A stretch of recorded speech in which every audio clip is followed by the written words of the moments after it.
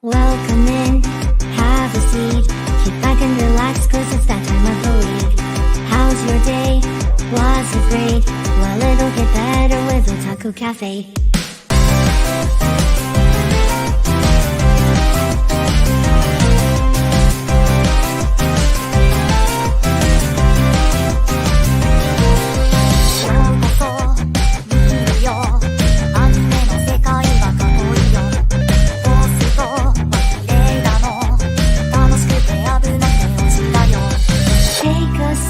Nostalgia, let the memories bloom. All these stories in my head are gonna make me go boom. Kick back and relax, turn the volume to the max. Bob your head until you're dead. Yeah!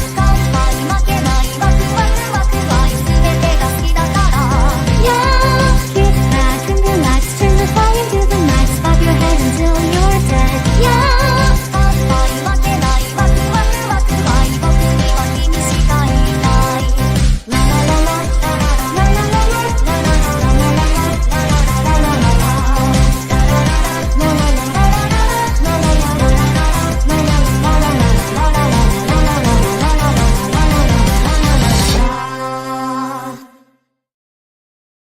Gunbow friends! And yes, you are our friends. Welcome back to the Summer Love edition of the Otalku Cafe, which he wrote in the wrong title. He wrote Talk to Keiki. I can adjust that. That's not a big fucking deal. Otaku Cafe. We're off to the great start. I know. But we got rom-coms main eventing this week. As of all the roms, of course, we got some leaks. We got some shenanigans with the fighting. Some racism with the dwarves. Racism? Ooh. Oh yeah, we did. With the dwarves, yes. Yes, we did. That's true. I am your co-CEO, your head chef, and to join me, my co-hire, the man who will become my heart, even Aiden. Will become your heart. Wow, yes. That was unexpected. Like that stupid hero. Oh, good God. I hated that. It's like, oh no, you don't have to do that again. No. But here we are. I probably wouldn't do that for you, so I wouldn't expect you to do it for me. It's okay. No. No, we got things to live for. Exactly. I don't want him. You want another man in your heart? No. No? Not like that. No. Gross. Would you prefer they? Well, they're pretty enough. If they're pretty enough. But no, we do have plenty to talk about. A lot of news. Again, we have some leaks that happened today. We'll get to that short. Actually, we'll talk about it now. Dan. And the Rama 1.5 remake got leaked from the apparent Netflix breach. I didn't realize Netflix even got breached. Yep. So I don't know how many episodes of these got leaked. The Mononoke franchise also apparently got leaked. The Phantom of Rain movie, also on Netflix. Why would you? Realistically, though, it's like, why would you want to see some bullshit leaked version? You know, what do you gain from that? Truly, who knows? I can't think of what you possibly gain from that, realistically speaking, But I was like, holy shit. And the rumor is also ReZero Season 3 premiere. Jesus. So if that's legit, I'm going to go look for it. Oh, of course you are, you rat bastard. Why not? I'm sure the lovely pirates at Kiss Anime will give us that. The fucking incels. But what day did we record? What day? Was it Wednesday? Last week? Yeah. I'm trying to find some news. Okay, we're good. Okay. I know where we are. I want to make sure I didn't repeat anything from last week. That might be newsworthy. It might be worth but also, goddamn it, Netflix, what the fuck? It was just so they just, like I said, I didn't even know Netflix got breached. They just leaked content? Yeah, someone just like, oh hey, these episodes. Here you go. Probably some disgruntled motherfucker. Like, what? I can't use my account even though you're firing Or me? it's like, it's so easy. It probably is. By definition. Probably is. But we'll find out more about that. So if you are from the 7 Seas, go right ahead. Go find it. Please for Matt so you can see the premiere of ReZero. And then have to wait like 4 months until you can see episode 2. Because you already know episode 1 is going to end on a cliffhanger. Yeah. And you're going to be like, son of a bitch. You're just going to fucking hurt yourself. You say, I've been waiting my whole life for this. Who gonna make a name for myself? Have you read the series? What? Have you read the series yet? No, I know of it though. You know of it though. So you know where episode 1 is going to lead off. Yes, and I can't wait. Oh, good God. I can't wait to see it play out. I'm already going to be on my fucking like hands and knees basically every fucking episode because of ReZero. So I don't need to force myself there anytime soon and wait any longer for episode 2. So I'm good. Exactly. But let's get some of these news in real quick before we jump into the reviews. The manga Petals of Reincarnation is getting a TV anime. That was apparently one of the bigger ones that are coming out. There's synopsis? Let's see. Striving for talent, Senji Toya tries everything he can so he can find it. Kendo, dancing, swimming, basketball, soccer, chess, anything he tries, he fails to exceed it. One day, his classmate Haito came to school for once in a long time. Senji refers her as someone who has it, or someone who has talent. Later on, he found out that she isn't just someone who has talent, but someone who took the talent of herself in her past life, and those who took the talent from their past lives are also known as returners. So that is our action. For a second, I thought you were going because I had read the synopsis of one that was coming out. I don't know if you would have read it on the air when I wasn't available because I don't recall us talking about it. But there was one particular show where it's like and it was like a rom-com of some description where basically like you have like the class ace and she's like student council president, all that, and she's like, oh, she looks so like unmovable, right, unshakable. And come to find out, when she gets like nervous and she's in a pinch, she takes off her panties, and that's what gives her the power to fucking like be amazing. So she basically just walks around the school all day without panties, and he finds out this secret. Is that the please put them on Takeme-san? Might be. I don't know. I don't remember the name of it. That also is getting a TV anime. Oh, you got that? You got news on that one? I would have to read this on here. Yeah, do it. Takade Takime is great at everything she does, and her magnetic personality makes her the envy of everyone. She gets good grades, excels at sports, and even manages to become student council president during her first year of high school. But Takime has a secret. She possesses an ability called Eternal Virgin Road. Oh, that's what it's called. Okay. Keep going. Allowed her to redo past actions and achieve different results. So that's like that. What's that one, Inspector? If the guy dies, you just go to a different route till he gets the route he needs for that mystery. Ron Konohashi. That's coming out in fall, season 2. Oh yeah, that too. While this might seem like a decent skill to have, Takamine must pay the price to achieve it. She has to strip off a piece of her lingerie after getting an imperfect score on a test. Takamine begins to remove her pantsuit during class and is spotted by her average and weak-willed classmate Koshi Shirota, who is bewildered by the sight. However, the very next instant, things reset and Takamine's test is now perfect. When Shirota decides to confront Takame about her previous test score, she reveals her ability to him and blackmails him into becoming her closet, making him carry around extra lingerie and put them on her. Her goal is to be able to use Eternal Virgin Road as much as possible in order to stay at the top of the school hierarchy.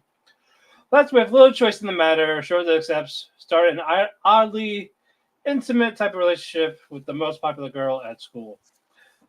That's a mouthful. I'm sure it will be later on in the series too. Oh my god! Oh, Jesus Christ! Well, you know which one I'm adding to my list. I'm not. Probably not. You're not gonna add it. Next one, from Old Country Bumpkin to Master Swordsman. My hotshot disciples are all grown up now, and they won't leave me alone. Is getting a TV anime in spring 2025. Oh, good God! This Love OP Country Bumpkin. Oh, you'll add that though. You'll add the Country Bumpkin. I will. The Old Man reincarnated as a villainess is getting a winter 2025 premiere. So is he going to be Rudy? This old man reincarnated as a villainess? Well, you know the first thing he's going to do then. Watch his parents have sex while his future wife rubs one off in the other room. Oh, I was going to say the first thing you do is like touch yourself. Realistically, that's what you would do too. Realistically, if you woke up one day with a vagina, what is the first thing you're going to do? I'm going to scream and freak out like, what the fuck? All right, fine. What's the second thing you're going to do? Yeah, I touched my chest like, what the fuck? Oh, what's the third thing you're going to do? You're going to flick the bean. Not right away. That's not at my top. You're going to wait? I'm going to wait. You're going to wait? Okay. I'm going to wait. You're going to wait until like you have to use the bathroom and you're like, oh, this feels different, but kind of the same. Yeah. And then you wipe. Oh, what's this? Not like that. No. What the fuck's the matter with you? No. Okay. Gross. Hey, you wash your hands when you're done. Anyway, Kadokawa finally revealed their big surprise for the next adaptation project, and that is Secrets of the Silent Witch. Big light novel. It's going to come out sometime in 2025. No date as of yet. I added it to my watch list. Like, all right, why not? Let's do it. What you got for me? Let's see. I may be a guild receptionist, but I'll solo any boss to clock out on time. It's official for winter 2025. So that's another one of those. You know what would have been cool? That would have been like a spin-off to Konosuba. Oh, for that receptionist? That would have been nice. That would have been cool, right? I saw that and I was thinking that, literally. The Wrong Way to Use Healing Magic is getting a season 2, so me and Chris will be watching that. Aharon-san is getting a season 2, baby. I'm ready. Good for you, Matt. That's the one you dropped. Yep. Our Last Crusade or The Rise of a New World season 2 is postponed indefinitely. Ooh, production. After 5 episodes, they want to improve the quality of the production. Hold on, which one was it? Our Last Crusade or The Rise of a New World. That was airing this season? Yep. Postponed bro, that's gotta be like a pie in the face moment. It is pulling the Whisper Me a Love song. Oh my god! I completely forgot we still haven't even finished that. Yeah, got 2 left. Unless they just make season 2 like 14 episodes, or just rebroadcast it. I mean, realistically, that's probably what they will do. Yeah. Kaiju number 8, season 2, official for 2025. Yup. Again, a compilation movie and a special episode called Hoshina's Day Off. It will be in with the movie, and I'm sure they will add it somewhere separately on Crunchyroll in the near future. And finally, Mechanical Marie is getting a TV anime. Mechanical Marie. That's the one that has to do with like the guy who hates humans but loves inanimate objects. Yep, and can't afford one, so this child prodigy acts like an android for him. Stupid. Because bitch gotta get paid. Stupid. Gotta get paid. It needs that money. No trailer yet or anything like that. It's a shoujo, and there's no studio that is producing it yet. Hope no studio does, because that's stupid. But anyway, that is it for the news. Unless you have anything else. Nah, I'm good, Papa. All right, let's get to these reviews then. All right, I only got 2 reviews this week because I had no fucking slime this week. How about that? You don't. That's right. I don't got no slime, Papa, so I'm And good. we got no Spice and Wolf. Nope. And I think that's it that we're not covered. Yeah. Then next week we got no No Hero again. we got no hero again. No, I have no Otoko Noko. And then yeah, slime is Yeah, I think that's it. yeah. Is slime actually slime was slime on a 2-week vacation? No, slime is next week that I don't have. So I do have this week's. Oh shit, what happened in this week's episode? I don't remember. It was something critical too. Son of a bitch. What was it? Oh, I remember. I'll start with slime.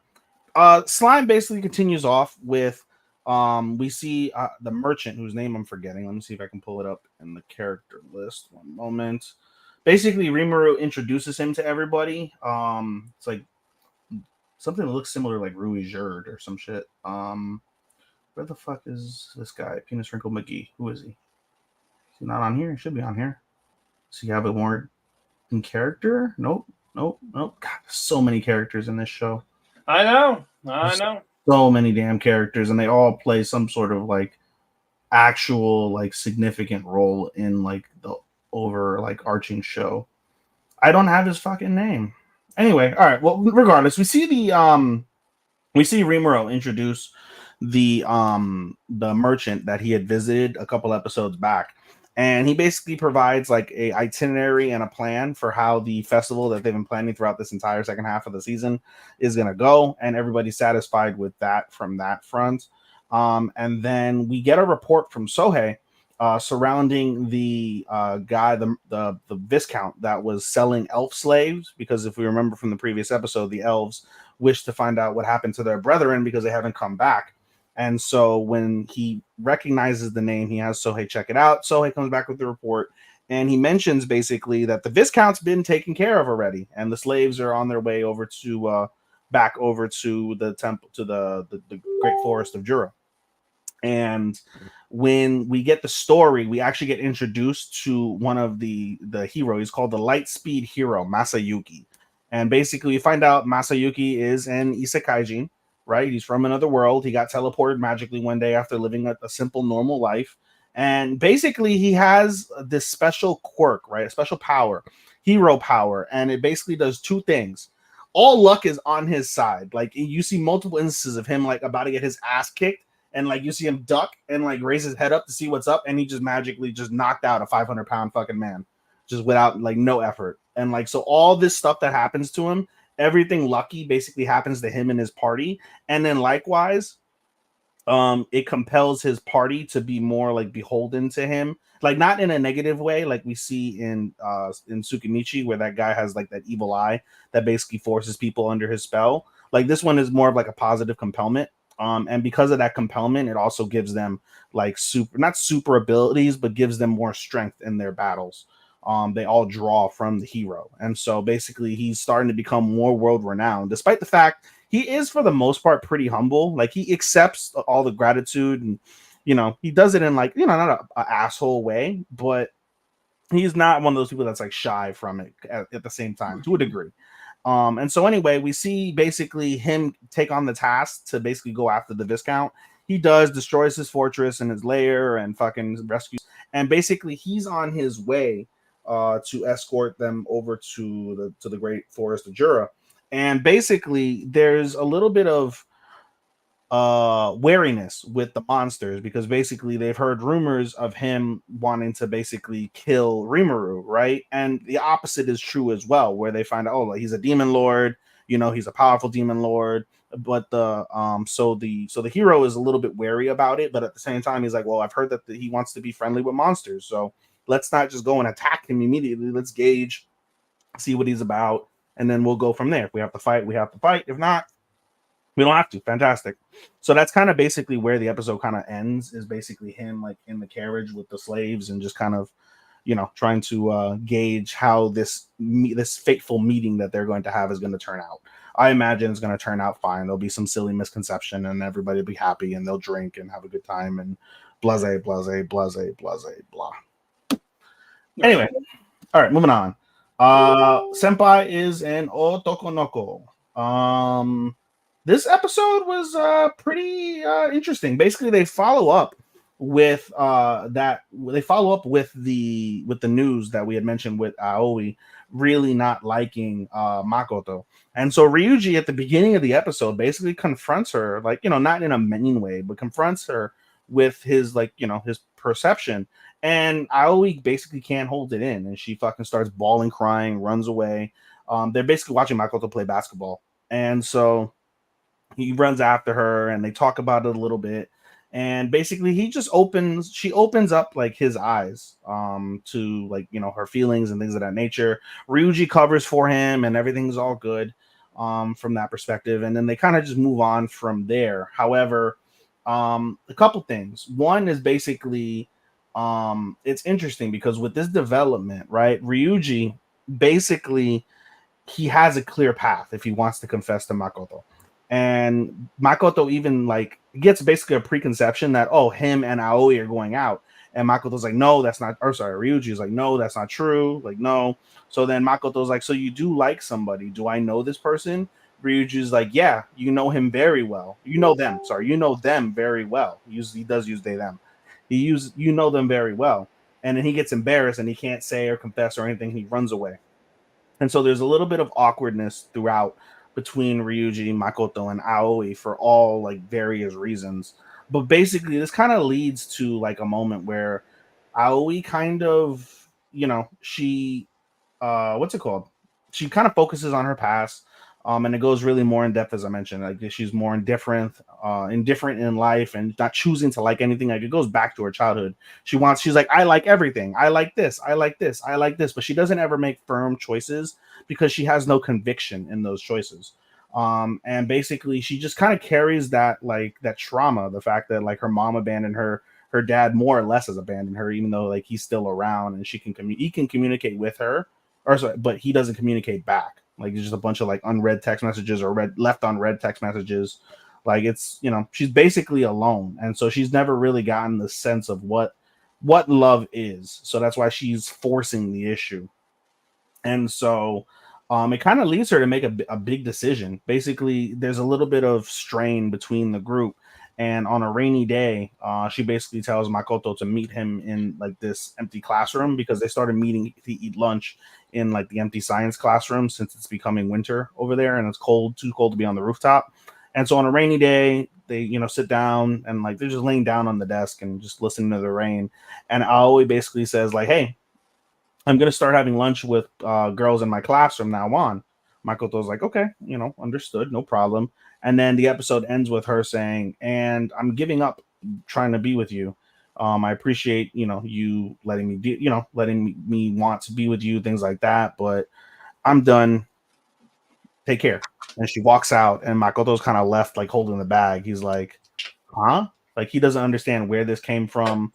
Like, it's weird because it's like he didn't like her like that, but he still appreciated, it seems like, underlaying, he still, like, underlayedly appreciated the attention, and, like, kind of that focus that she gave him. So it's kind of interesting to see where that'll go. But we have to wait a week because that'll be delayed, just like Slime will be. And then finally, Days with My Stepsister, which was pretty good, honestly. Days with My Stepsister.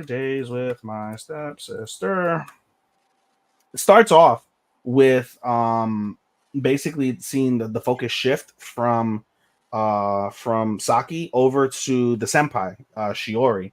And basically there's a book that's at their store. They work at a bookstore. That's and the movie's out, and they're like, hey, you wanna, Shiori's like asking Yuta, hey, do you want to go watch a movie? Like, you want to watch the late movie? And so they do. And, it's a good movie. Like, you even see part of the movie. It's actually a really, really nice movie. They, like, act out a lot of the portions of the movie. And more or less, you can summarize the movie as basically someone who is carrying some sort of, like, it's like a special violin or something. And they're kind of, like, forced to run, like be on the run because it's a very valuable violin. And so they're kind of sequestered to this like town and hiding. And the boy, and they're furries, by the way. This is a furry movie, and the furry like just is like, hey, let's go travel the world. And they travel the world. They see all these beautiful sights. She plays the violin. Like, it's a really nice, touching movie about basically expanding out and branching out and seeing new things and experiencing life. It's kind of the gist of what the movie is. So from that piece, it's good. They get out the movie. They talk. They start acting out the movie. As basically, you know, they go to a vending machine, get some juice, some soda, whatever, and they act out like one of the critical, pivotal scenes that you see from when they show the movie, just them two.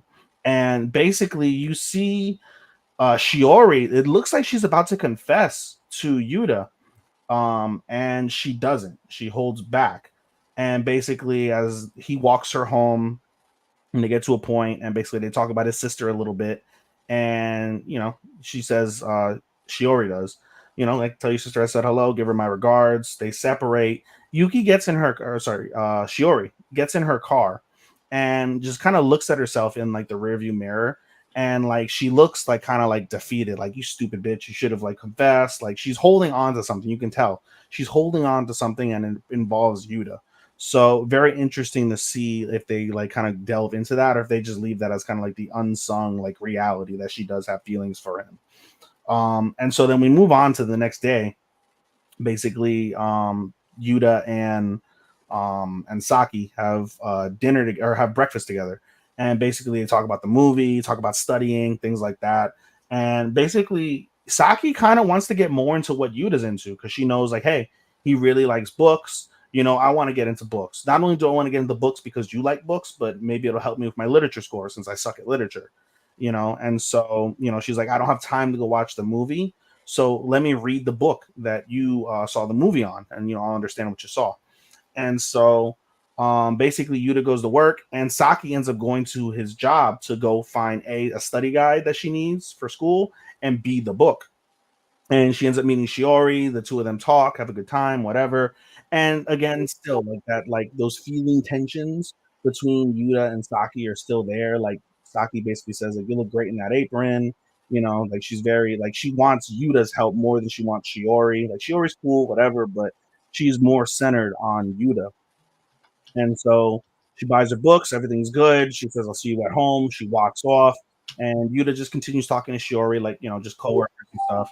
And the scene ends, and it's really, there's meaning behind it, but you have to like kind of draw into it. It's kind of like abstract meaning, where you see basically Yuta and Shiori talking about Saki, and you see the visual of Saki laying like back against like there's like a backdrop, and it's like a mirror backdrop in the elevator. So you see her reflection staring forward, but then you see the reflection from her staring forward staring in the opposite direction. So it's basically kind of like either like something two-faced related, something like two personas, two feelings, two different directions. Again, very abstract. But that's where the episode kind of leads off, where she has this like kind of pensive like feel and tone, body language wise, about her as she steps off the elevator and heads back home.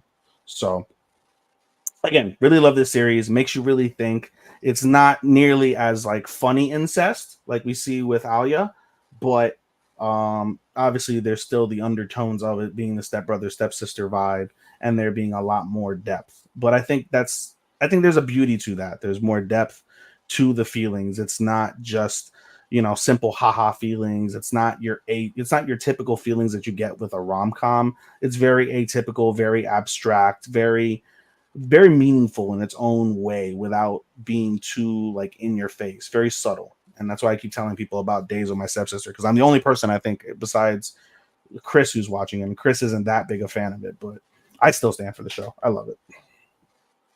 You still stand for the show. And it's still consensus top 10. You can't deny the rankings, buddy. No, I cannot. Can't deny it. It's still a consensus top 10 anime so far. Well, incest seems to be the main theme for summers. Fuck your sister. Fuck your brother. Apparently, that's what's winning for summer. Somehow. Where did we go wrong? Cups from your sister. Like, where did we go wrong? I don't know how much time you have to figure out where to start. Apparently, 2 wasn't enough. That's all I'll say. Oh, 2 was not enough. are my C's not good enough? No, I bet the bomb 2 was not enough. No, I know. Yeah. I'm gonna start with this one, so I do not forget it by accident. Dead Demons Deed of Destruction. All right. Okay. Perhaps we've been treating these humans harshly for how they've been treating the invaders. Because these invaders talk about how, man, they're excited to keep humans as pets. Like, they're not just there, like, oh, looking for a new life. They're not like immigrants or anything like that. We just want to learn about the world. Because, man, I cannot wait. And one of the kids died during the spaceship crashing. Like, a human kid didn't make it. And one of the alien kids didn't make it. So they had it so they put the alien into the kid's body. And that's the kid we've been seeing around. His name is Oba. And he finally reveals himself in front of Anton and Kadode. It's like, oh shit, we finally got an invader. And they're befriending it. And Anton is trying to do human speak. And of course, he's like a fucking Gen Zero, says lol at the end. Even says out lol in a few of his sentences because, you know, he thinks that's how Cringe. talk with the, yeah. Cringe. And Oba was digging through Anton's memories that got kind of dark. Kind of. Yeah, kind of dark, especially with Kadode. And one of them attempted suicide when they were like in grade school. Damn. Yeah, no, damn. And the campus massacre. See, that was fucking brutal. Like there, you see a couple of invaders like running from their lives, and soldiers just shooting them in public. Just no questions asked. It's on site, and the students are watching in horror because they don't know, like, oh, what do they want, type of thing. They still think they're just innocent people or they're innocent creatures. Multiple headshots. People think they're getting sick from their blood. So it's like, what the fuck? So no one knows what's going to happen. They should capture one of them to talk to the alien, but they are not doing that. So this show, like, the first half is about the girls, fine, whatever. And the second half is just about more of the invaders and them being fucking killed almost every episode. In all these gruesome ways. Like last week, the ex-boyfriend that was conspiracy nut grabbed one of them, picked it up, like fucking sliced his throat. This little kid. Oof. Yep.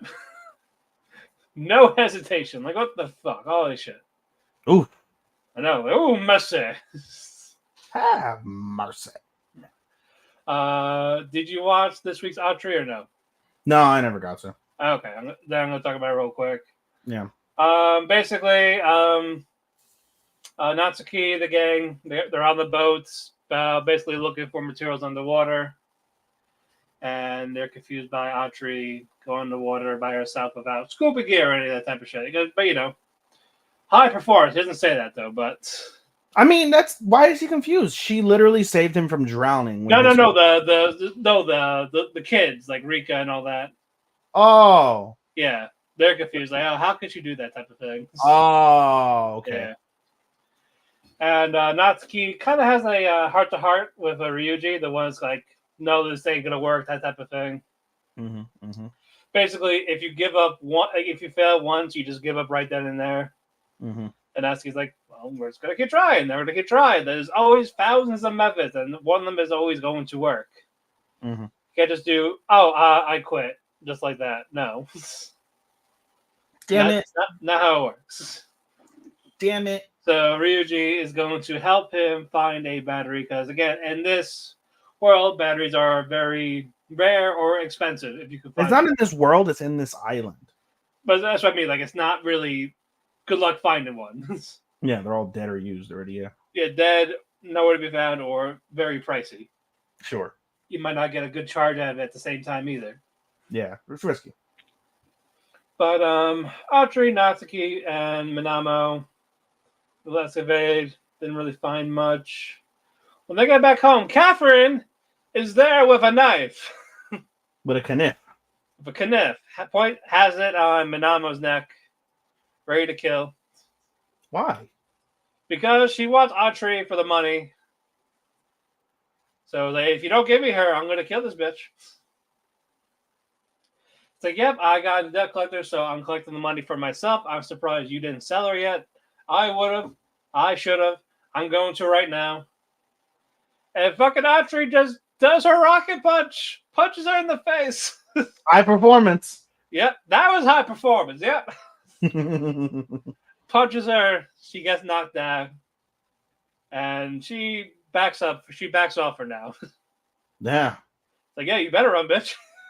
You got a fucking fractured jaw now. Yep. Can't suck no dick that way. Ryuji does come back the next day. He only found one battery. Mm. But Autry offers her battery to Natsuki. Mm. And then Natsuki's like, no, like, why? Type of thing. So he sends her to the junk shop owner to see, like, what's she actually worth? Type of thing. Like, curious. The guy's like, oh, I'll give you this. I'll give you like a lot. I'll give you all the good shit in the trade. Then Natsuki asks, like, okay, so, but why is she so valuable? So, oh, okay, here you go. Opens the magazine. It shows the 4 models. Her model is discontinued. And doesn't tell you why. But he doesn't sell her. But he goes away down, and she actually asks, like, why didn't you, like, trade me? Why did you trade for my battery? He's like, well, if I got rid of you, you won't be with me. like, oh, this guy actually fucking cares. He's grown to care, sure. He's slowly growing to care. Or it could just be like one of those wrestling fans. Like, oh, 1998 Ultimate Warrior in the package with the blue trunks. Rare item. No, basically doesn't want her to... Basically, she's all she has left of his family. Yeah. So, and it got to the point where he talks about, like, he actually admits he does not want her to go. Secretly, he's like, well, I got to put my dick somewhere. No, stop it. What the fuck, the robot? Pretty much. I do find out what happened to her memory with the school. I'm like, holy shit. Oh. Yeah, because that's why she was kind of hesitant at the school. Mm-hmm. I was like, okay, well, I wonder why. And then I'll try to find out, okay, well, like, what are the endings, which one, so I know which one we're probably going to get. And it talked about what happened with the school. I'm like, goddamn. Oh, so that's the one that we're kind of probably tragic. So that's the one we're probably going to get. Yeah. One we're probably going to get. So can't wait for that. Are they going to adapt everything in season 1? No, they can. They can. Interesting. It shouldn't be. It shouldn't be difficult to do. It's like 13 episodes. I've only got. So we got 9 left. Yeah, they can get it done. Just focus on the main stuff. Do that, you should be fine. But in any event, Mayonaka Punch. Time for the next video idea, and that next idea is being stranded on an island for a week. So basically, well, like, they're vampires. They really need to, like, fish, eat type of thing. Oh yeah, they just got to stay shaded. Yeah, but stay shaded. Have a supply of blood. So Ichiko, Liv, Fu, and Takage, they're doing their thing. Masaki is not with them. She's back at home, like, doing editing and stuff like that. So basically, the vampires are doing it by themselves. Only to find out they forgot their supply of blood back at the house. Mm-hmm. So, Masaki sees this. Like, shit. So on this deserted island, these vampires starving to death. They said they're about to die. Very weak at all this. But Mazuki eventually gets there because Yuki, the last vampire, sends her there. Mm-hmm. Like, I had no guilt tripping. So Mazuki was actually worried about them. Mm. Like, not just for the content, just as people, if you want to call them people. But they're vampires. The beings. The beings. The beings, yes. I said beings. Yes. And then Creatures. creatures. But It's the only thing we ever pulled out of fucking Platinum End. yeah, I don't hate from that piece of shit. Yeah. You know, it's funny. Unrelated to Platinum End, right? When I made my Mal, right, it automatically like takes like your like what you put as the score, and like tries to like estimate what it was. And for me, they had put it at like a 7, and I was like, the fuck? When the fuck did I ever say Platinum End was a 7 out of 10? Demo, that's a 5. Yeah, I think I have mine as like a 3 or 4. Eek. It was my worst that year, so. Anyway, all right, keep going. But yeah, now Liv asked Masaki for help. Like, maybe you can help me learn how to edit videos and stuff like that. So she obliges. And episode there, not bad. It wasn't a bad episode. A little funny, but it kept the plot going. Moving on. Narenare Cheer for you. No. Yep. Basically, Anna's plan to try to, save YJ's music store. She keeps trying, like nothing's happening. Like, she's like trying to promote it and stuff like that. No views on the videos. Sounds like us. Just kidding. Yeah, basically, more or less. Just kidding. And then we got some decent numbers. We beat AEW last week. Oh God, we did. 50 views. So progress. But yeah, Anna's getting frustrated, upset. She's doing a martial arts on the punching bag to take her anger out on it. But eventually they learn to, like, all right, we're gonna do like a little dance type of thing, get people's attention. To, like, go to the shop, buy records, or make them like not close up. So while the girls are performing that, YJ, Mia, they're at the music store, and their old friend Mike. A lot of English speaking because they're all English. So you hear all that. So other famous musicians, stuff like that, are coming to the store, saying hi to YJ. All the customers going like, "Oh shit, it's that guy!" Like, "Oh my god, it's that guy!" Fuck that guy. Just kidding. Yeah, none of that, but still. But all that going on, so he's getting some business. Sold a lot of records. The cheer dance from Anna and the girls is very nice. So that goes on. After party thing. Anna tries to convince YJ one more time. He's like, well, all right, I'll stay a little longer. As long as the people still come here and still like to hang out, listen to music, I will stay a little longer. So Anna's happy. So all's well that ends well there.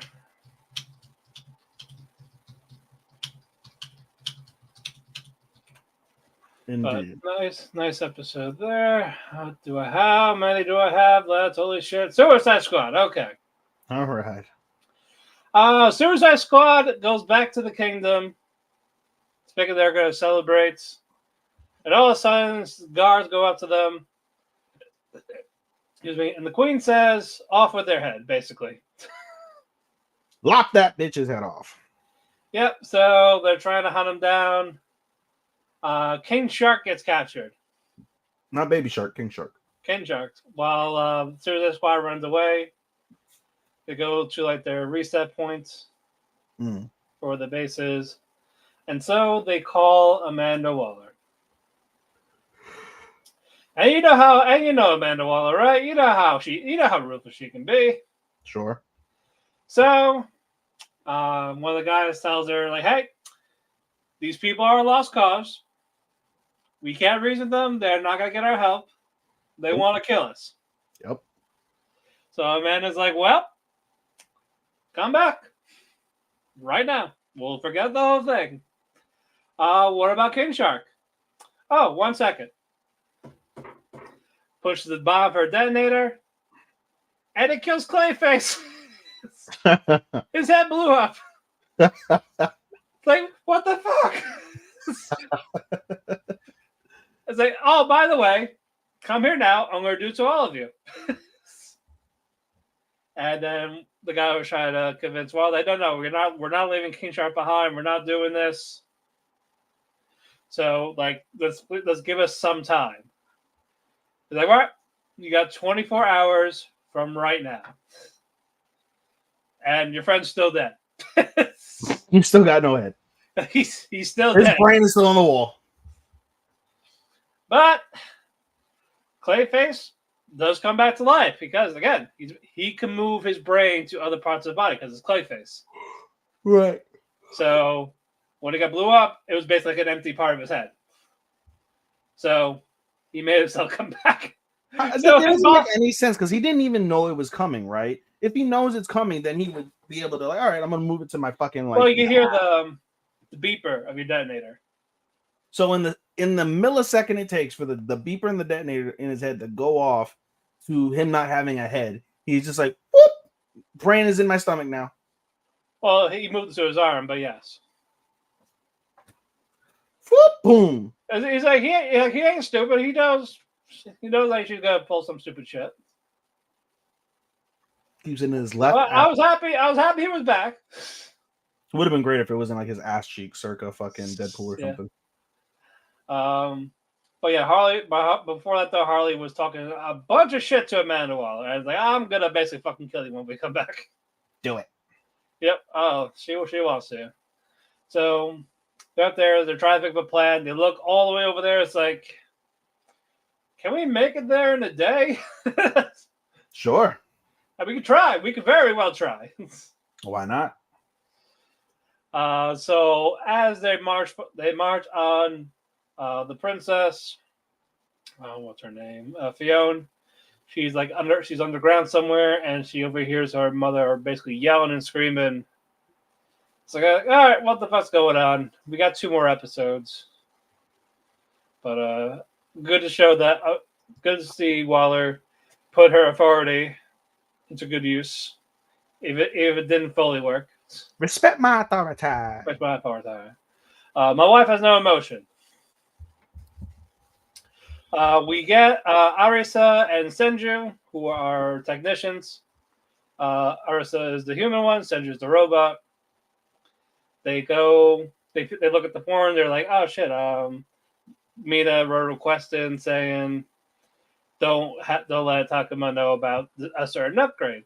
Like, well, that kind of sucks because we need him to sign for consent because he is technically the owner. Like, well, we'll figure it out. Mm-hmm. So they go to the door.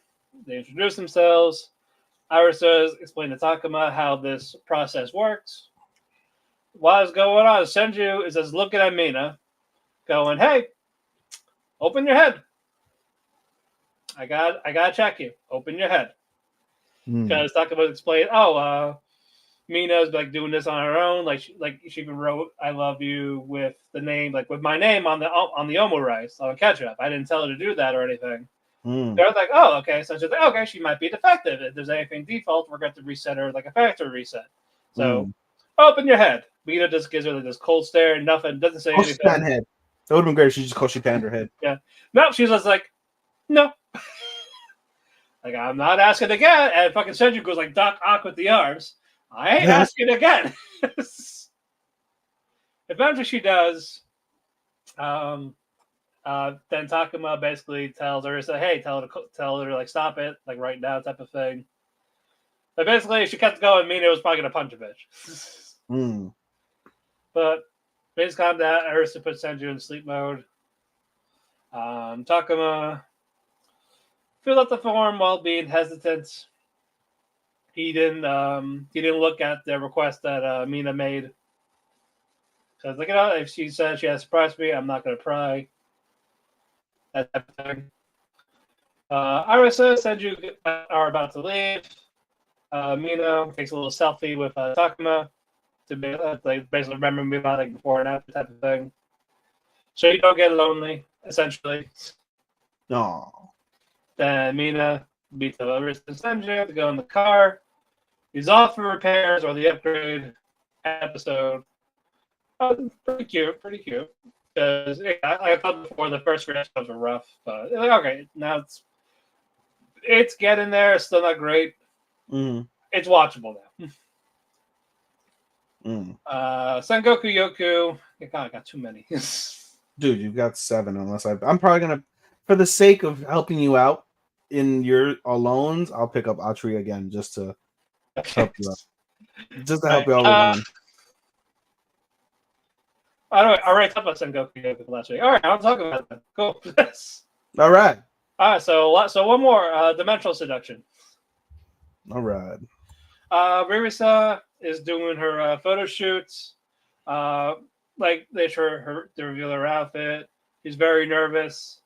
Ogino, the person that was next to her at the cosplay photo panel, he talks to the girl that he's basically managing. It's like, oh, I'm gonna go help her out, type of thing.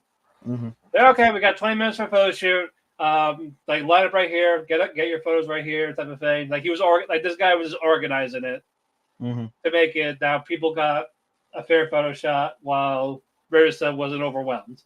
So okay, that's nice. They're doing the photos. Okamura, he really couldn't get a good shot, but he's still happy that people like the outfit. And before she finishes her photo shoot, she does a special like little hand pose type of thing for him, like pointed at him, like just for him. It's like, oh, okay, cute. And Okamura is getting that little doki doki feeling. Oh, in his heart or in his pants? In his heart.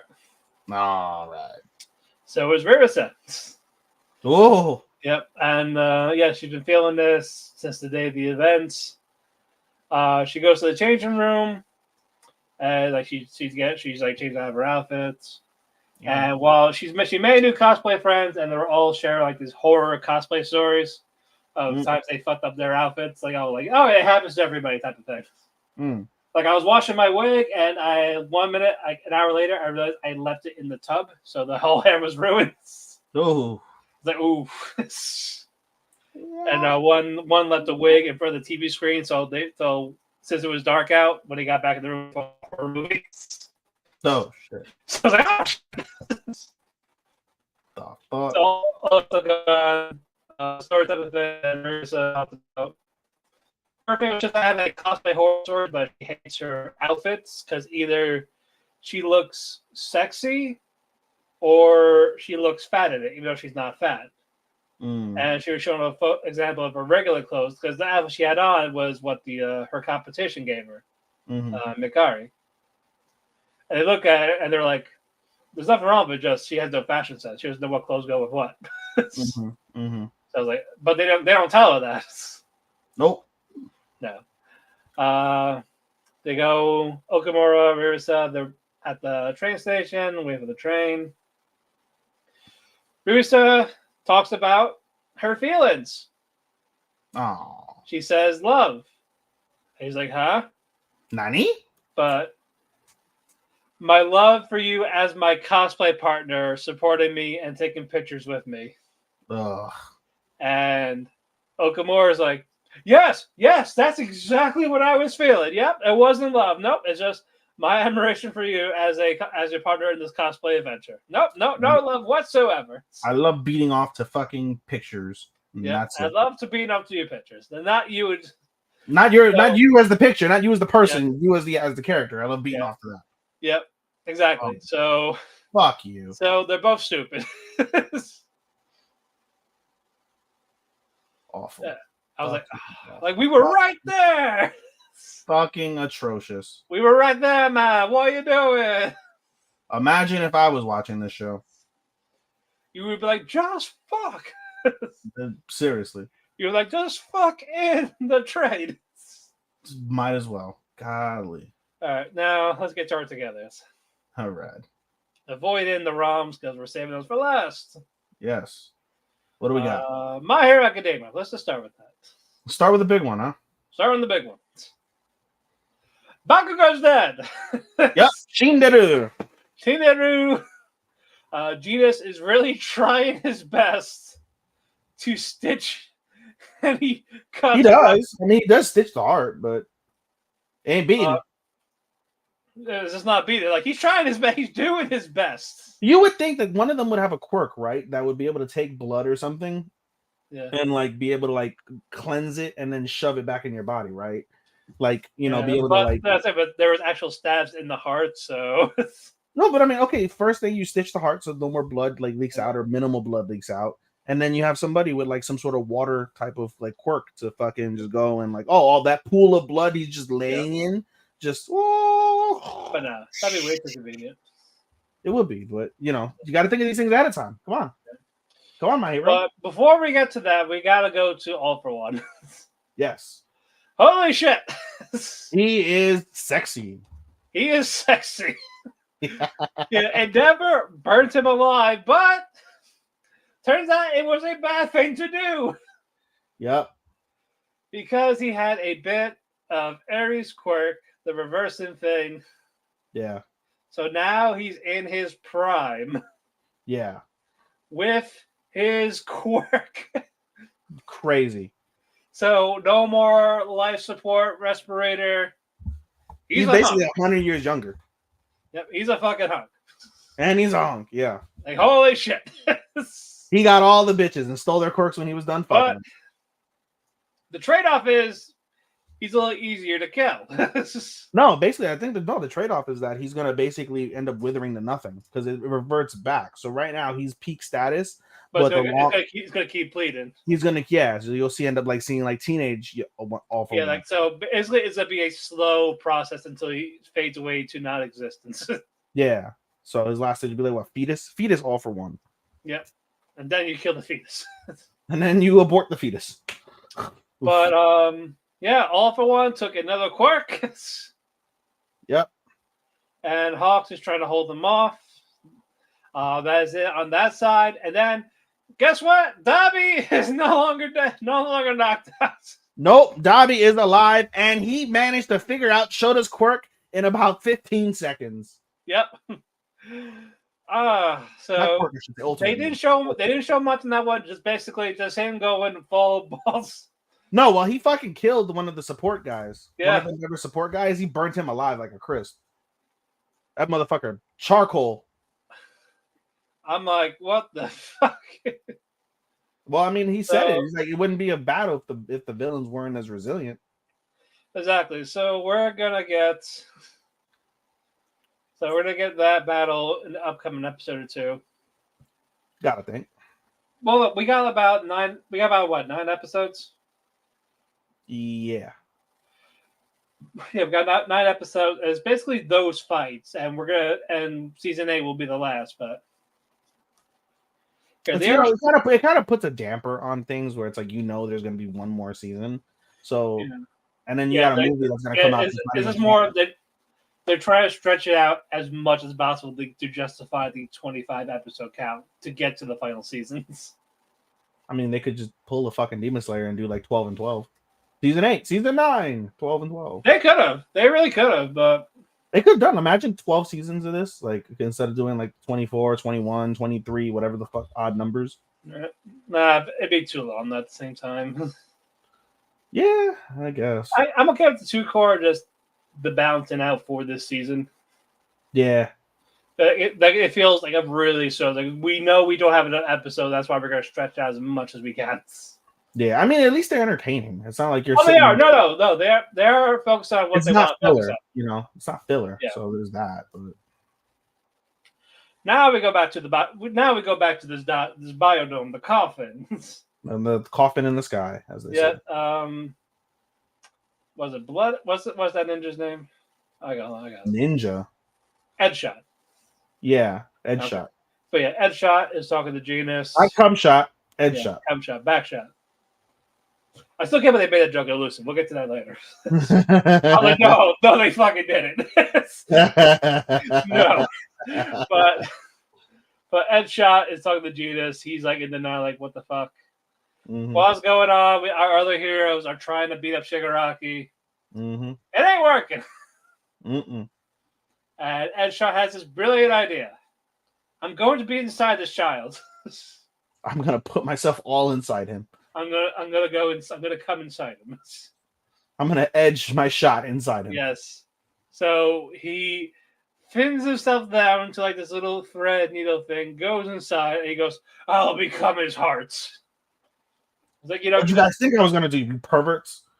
I was like, just don't let him don't you shouldn't have died then. What the fuck? Is there no one that could have like why wait, no, Momo can't. I was gonna say, can't Momo like make a no, she can't make body parts. It's specifically said you can make she's busy eating and making weapons. But so he's doing that. He's cleaning himself up to make it so he could stitch up his lungs, his heart, become his beating heart. And he will die. And he'll basically he'll just be stuck in there, yes. Forever and ever. Forever and ever. So he's doing this, so they gotta stall for time. You know, it'd be cool if he actually gained his quirk in the process. Like he became him. Like, then no, it don't work like that. Like imagine Bakugo able to like just fucking like create like a edge like thing out of his fingertips with his fucking like triglyceride fucking explosions. Yeah. That would be fucking gangster. Right. But as that happens, and they got a call from intercom saying, hey, can you stall for 2 seconds? We're opening the dome for 2 seconds. And it's like, 2 seconds? We can't do 2 seconds. Because we're going to die. But Lemillion has the best idea. Showing his cake. I'm going to bend over and twerk for fucking daddy. Twerking for the animation budget for his ass. Oh, it was Deadpool level. Yeah, it's like, no, this is the right use of the budget. It was. And Shigaraki's just like, what the fuck are you doing?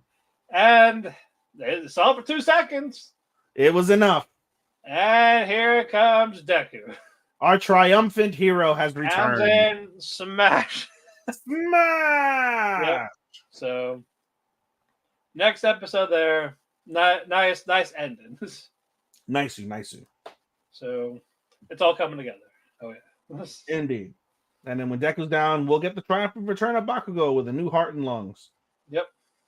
Because that's pretty much how it's laid out. More or less, yeah. All right, moving on. Elusive Samurai. I wanted to talk about Backshot. I gotta go. Please, Matt, because I didn't catch that at all. Oh no, because it was Nezu. He was talking about Sua's technique, and like, he calls it the rear shot, and he's just like, it's gonna be a funny thing for the kids when they're older. Oh yeah, I remember now. I was like, no, you fucking did it. Yeah, he did. No, I was like, no. Yes, he did. Jesus Christ. Yes, he did. Yes, sir. I fucking love Sua. Hey, he knows the future. He does know the future. He knows the future. He knows. I would love that. Actually, I was going to make a joke, but that's kind of a good point. Like, what is the world's preferred sexual position? Got to think it's doggy style, right? That or missionary. Yeah, probably. Nope. There's always Google. Yeah. Well, while you're looking at the competition with Tokiyuki and Sada Mune is still going on, but Tokiyuki gets a shot in the throat. So this is India. The most popular sex position amongst men and women in India is doggy style, followed closely by missionary and cowgirl. Other positions include 69, reverse cowgirl, and oral sex. All right, very good. It is also number 1 in Australia. And that's all I see on the first page of Google. No need to go down any other pages. Lord knows what I may find.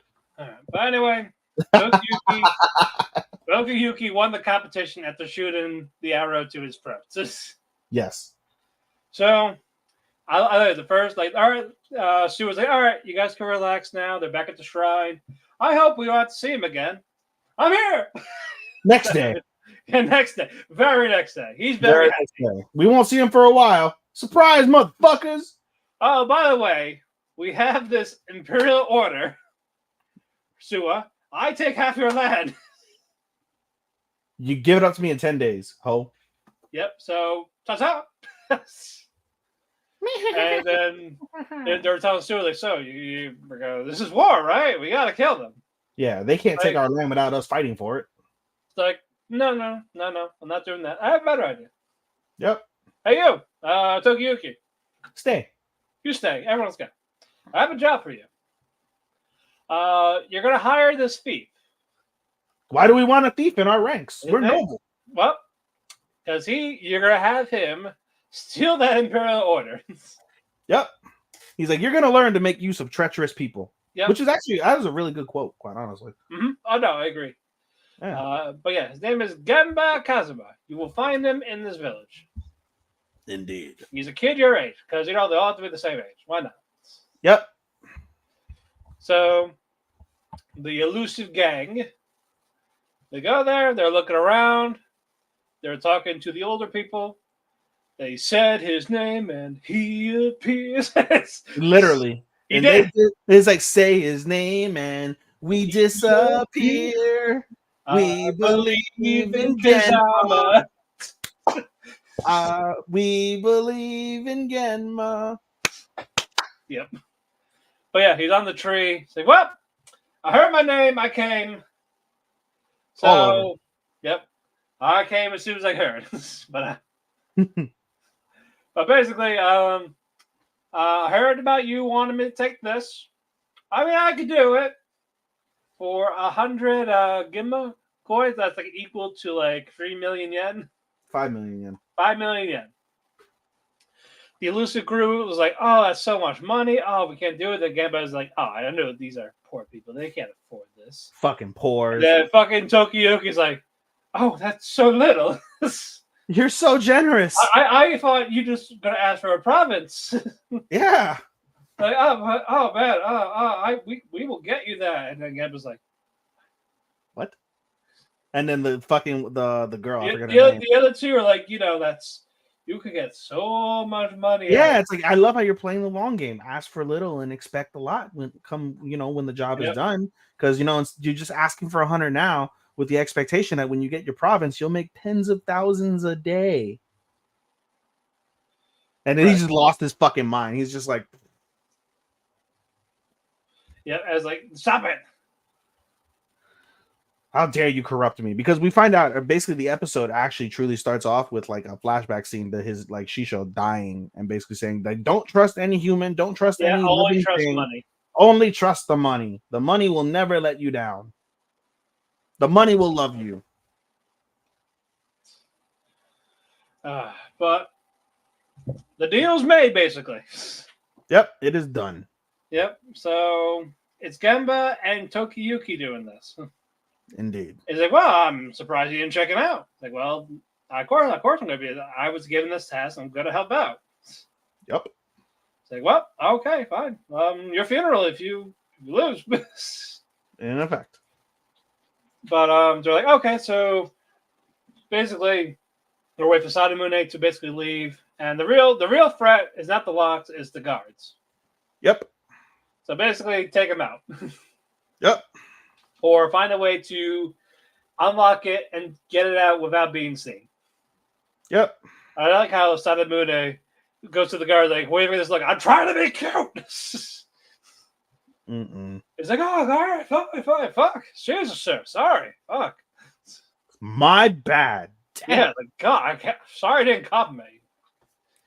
Fuck, I just wanted to. But Tokiyuki and Kazuma, they're hiding in one spot. And then the guards is like, I hear noises. I hear kids, 2 kids. Man. Kids. So this is basically going to be our cliffhanger. Like, they're going to find them? Find out. On the next episode of Elusive Samurai. Exactly. Not a bad episode. No, not at all. I'm gonna count real quick how many we got. I don't know. We're doing good on time, even with the bullshit. 6, 7, 8, 9, 10, 11. 11. Are we sure? Probably. We'll find out. All right. VTuber. A hilarious episode. To me, this is the best episode they've done this season. It's funny and cringe. It was cringe. I will give you that. Very, very cringe on everyone's part. But basically, we're learning about the Gen 4 of this VTuber thing. And, of course, what was the name? Alice?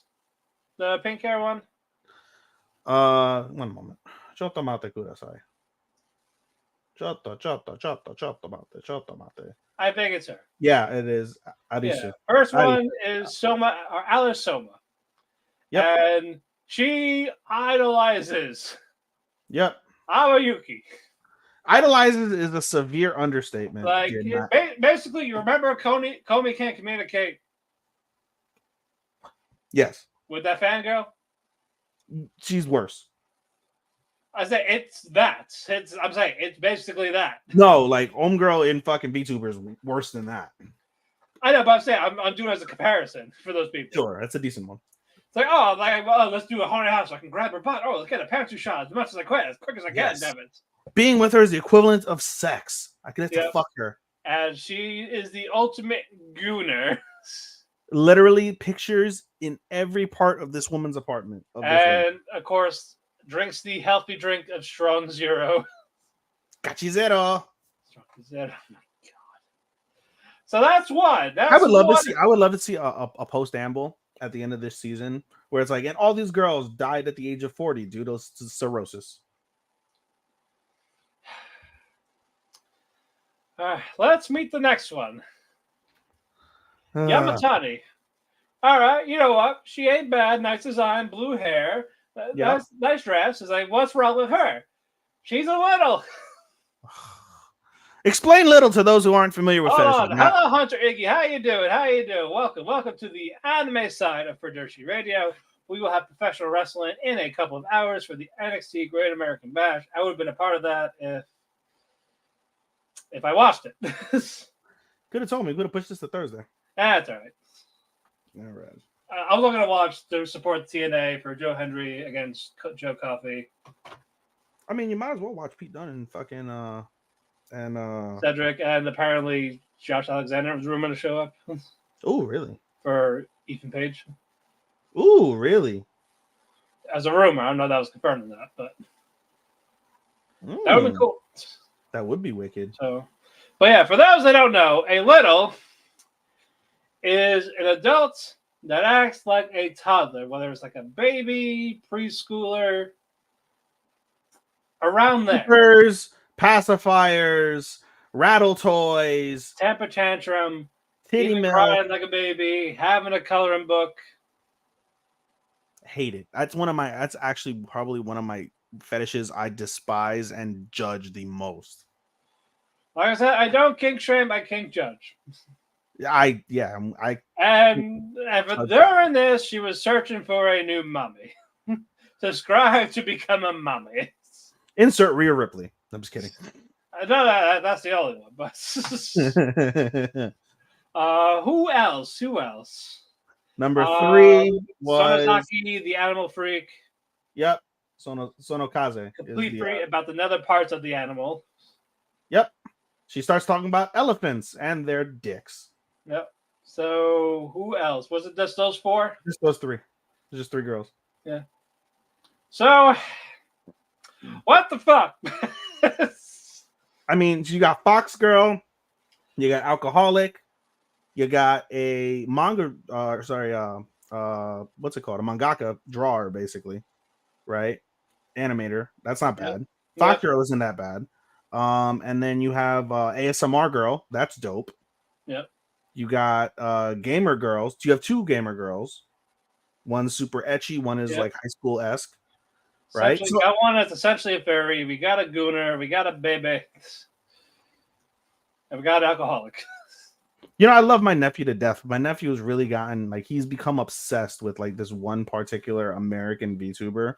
Like, and she's like blue haired. I gotta get her name now. Let me see if I can't pull it up from stories or something. But I'm just like, I was listening to like he posted it. He's like, oh, I'm so in love with this. And I'm like, it makes no fucking sense at all. And I'm like, what? And it becomes one of those things where it's like, I don't want to judge my nephew, but I try to think of how I was back when I was his age, right? 18, 19, like fresh out of high school, socially awkward. And it doesn't click. Just don't click for me, brother. That doesn't click for me, brother. Yep. But we get a call up from the manager, Suzuki. Hey, Aoyuki, Alice wants to collab with you. The fangirl. Yeah. Hold on, sure. we got one. Also, hello, William. How you doing, buddy? Hello, And Governor. Lady Tsunade or Gishlane? Ooh. Oh, I'm going Tsunade. Yeah. Look, if you're talking about Gishlane from Mushoku Tensei, right? Yeah, that's what I'm thinking. Yeah, she's just very muscular, quick, but I've always wanted to come on a girl's abs and watch my nut just run down her ab creases. What is wrong with you? What is wrong with you? It's been it's a kick. It wasn't like a sex thing. I thought that's what he was going off of. No, Why would he ask that? Like a versus, like who will win a fight? Tsunade. He didn't say fight. He just said Versus. Lady Tsunade versus Ghislaine. Hey, versus could be other things. Well, still Tsunade. But... Oh no, I would definitely go Tsunade in a fight. Oh, no, well, Gishlane, yeah, I might want to tap, but this is. I mean, I'd tap them both, but I'm just saying, like. But it's just. You got the mental image, didn't you? Yeah, I did. Ruined it. fucking six. But anyway, this episode more or less is about Alice dissected Aoyuki's cringe past with the accidental string that made her popular. Yes. And it's funny. It is cringe. Funny episode. It was. Not as funny as us talking about sex for a quarter of this episode, but you know. Exactly. Well, we got comedy, so let's just continue the comedy. Nokotan. We got some gangsters. Finally got to the episode that sold me on the show. First half, I loved. Second half, I hated. I didn't hate it. I hated the second half. I know you did. First half was tremendous. Everything I love about the show. But Koji-tan goes to school. Yep. Is tired of this fucking nonsense. You know what? Fine. Yep. Hold on. Gishlane niece. Which one's her niece? Was it not Eris? No, one of the Beast people. Oh yeah, I think it's the one that likes the pantsu. That she collected. The cat girl. Yeah, I think it's cat girl. Hold on. She got two of them. Mini Tona and Linnea. The cat girl. Linnea. A fight? Sakura. That's still Sakura, but to tap. That was good to say. I might go with the furry Linnea. on that one. Yeah, let's go with the furry on that one. Yeah. Even the faceless guy is like, hey, you wanna you gotta fuck one of these beast girls instead of Roxy. In real life, have you ever fucked a person with a tail in them? No. The curiosity. I wouldn't mind. I didn't I haven't done full cosplay sex yet where someone had that type of thing. Had the tail plug? They have one of those? No. Well, Bash has the Senko-san tail, but we didn't fuck with it on. But I gave you something to do tonight. Yeah. I gave you something to do tonight after the show. Now. Well, I gotta see if it'll still fit him. It's only where it was like 5 years ago. It's a plug. Is it not a plug? I'm talking about the rest of the outfit, but. Oh, okay. Yeah. Well, they've lost weight, right? Or is it? Oh yeah. No, they lost weight. Yeah. It's too big, right? That's what it is. It might be, yeah. Well, you got some bob. You got to go full fucking what's it called? That show. Fucking what's it called? You know, get the bobby pins and all that, and stick it all up. Have we seen Kitman? Never heard of it. You mean Kite Man from HBO? But I haven't heard of Kit Man. No, I even typed it in the Google machine, and there's no Kit Man. He's gonna write some stupid shit like "Kit these nuts." Yeah, exactly. But Koshi-tan has a letter in her locker. It looks like a love letter, Matt. Yeah, Sheikah fucking teases her with it. Yep. And she goes to the vein. Oh, she doesn't have a letter. Nope. It's not a love letter. Even though her horns were like letter. Yep. But Koshi-tan opens it. It's basically showdown, baby, fight. Yep. I would have laughed if they would have done it like old Western style. A little bit, like high noon. With a tumbleweed, yeah. Yep. Except Koshi-tan, or not Koshi-tan, Shikanoko is the tumbleweed herself. Yep. She would. She totally would. She totally would. So she goes outside, catches her outside. How about that? Yep. Delinquents from her group. No, I don't think they're from her group. They're from the school, though. Yeah. So, but it's now we're gonna be the higher up in this gang. Like, fuck you, we're gonna fight you. And then Coach has like, bro, one girl pulled out a fucking mace ball. I was like, what the fuck? Like, where'd you get this? And then Coach has like, I'm gonna make this quick, basically. And she more or less, she does a good job. Well, before Sheikah just gets her boxing gloves, like, let's go. I'm ready. No, you can't fight. You're a fucking deer. Like why are you like? Who brought you here? Why did you follow me? Yes, like, I got this. Yeah. So she solos them 3 versus 1, and then they surround gets caught her with the mace. Yep. The chain wraps around her arm, and then Sheikah rips her horn like, "Here, get this." I can't use a fucking antler. Yeah, throws the antler, and it lands on the school building, on the gym building. And what happens to the building, Matt? It does what, Matt? It blows up. It goes boom. Yeah, and you hear the Sheikah background. No, we do not. We do not support the AI art here. Yeah, dude. That was the scene when they started playing Shiko Noko Noko Noko Gosh Tan Tan Shiko Noko Noko Noko Gosh Tan, and then it's playing when you see the giant explosion from the antler. Yeah, that's what told me on the show. They're all unconscious, bleeding, flying in the air. Hearing the Sheikah and the harmonic. Sheikah. And then the fucking Sheikah goes to Coach Town like, oh, nice way to blow school. It's not bad for a delinquent. And the next scene, it's all fine. Everybody's alive, but they made the newspaper, Matt. Yep. No casualties. No casualties. With a giant, looks like a fucking a meteor just went through and hit that fucking. And she's like, Matt, I am glad this is a brain rot comedy. Oh my god. I'm like, yes. Part 2 is the zoo, because Koshi-tan wants to spy on Sheikah. Like, what's her deal? Where does she come from? Like, what makes her tick? Indeed. First, she thought she was homeless because she's just sitting at the playground by herself. So, all right, fine, nothing there. Hold on. We got a message from my editor. Yep, I'm typing now. Oh, he's in the next one now? Yeah, he's on it today. Well, okay, because I'm about to bring up, hey, I know we have a month more for recording now, so we apologize. It's like, hey, you might want to put parental advisory on this if you haven't already. Today's episode especially. But in any way, Sheikah's just a fucking weirdo. There's more about it. Like, she's not homeless. She follows her to the deer zoo. We have a deer zoo now. Deer zoo. And we'll get it, but she's acting like she's one of the deer.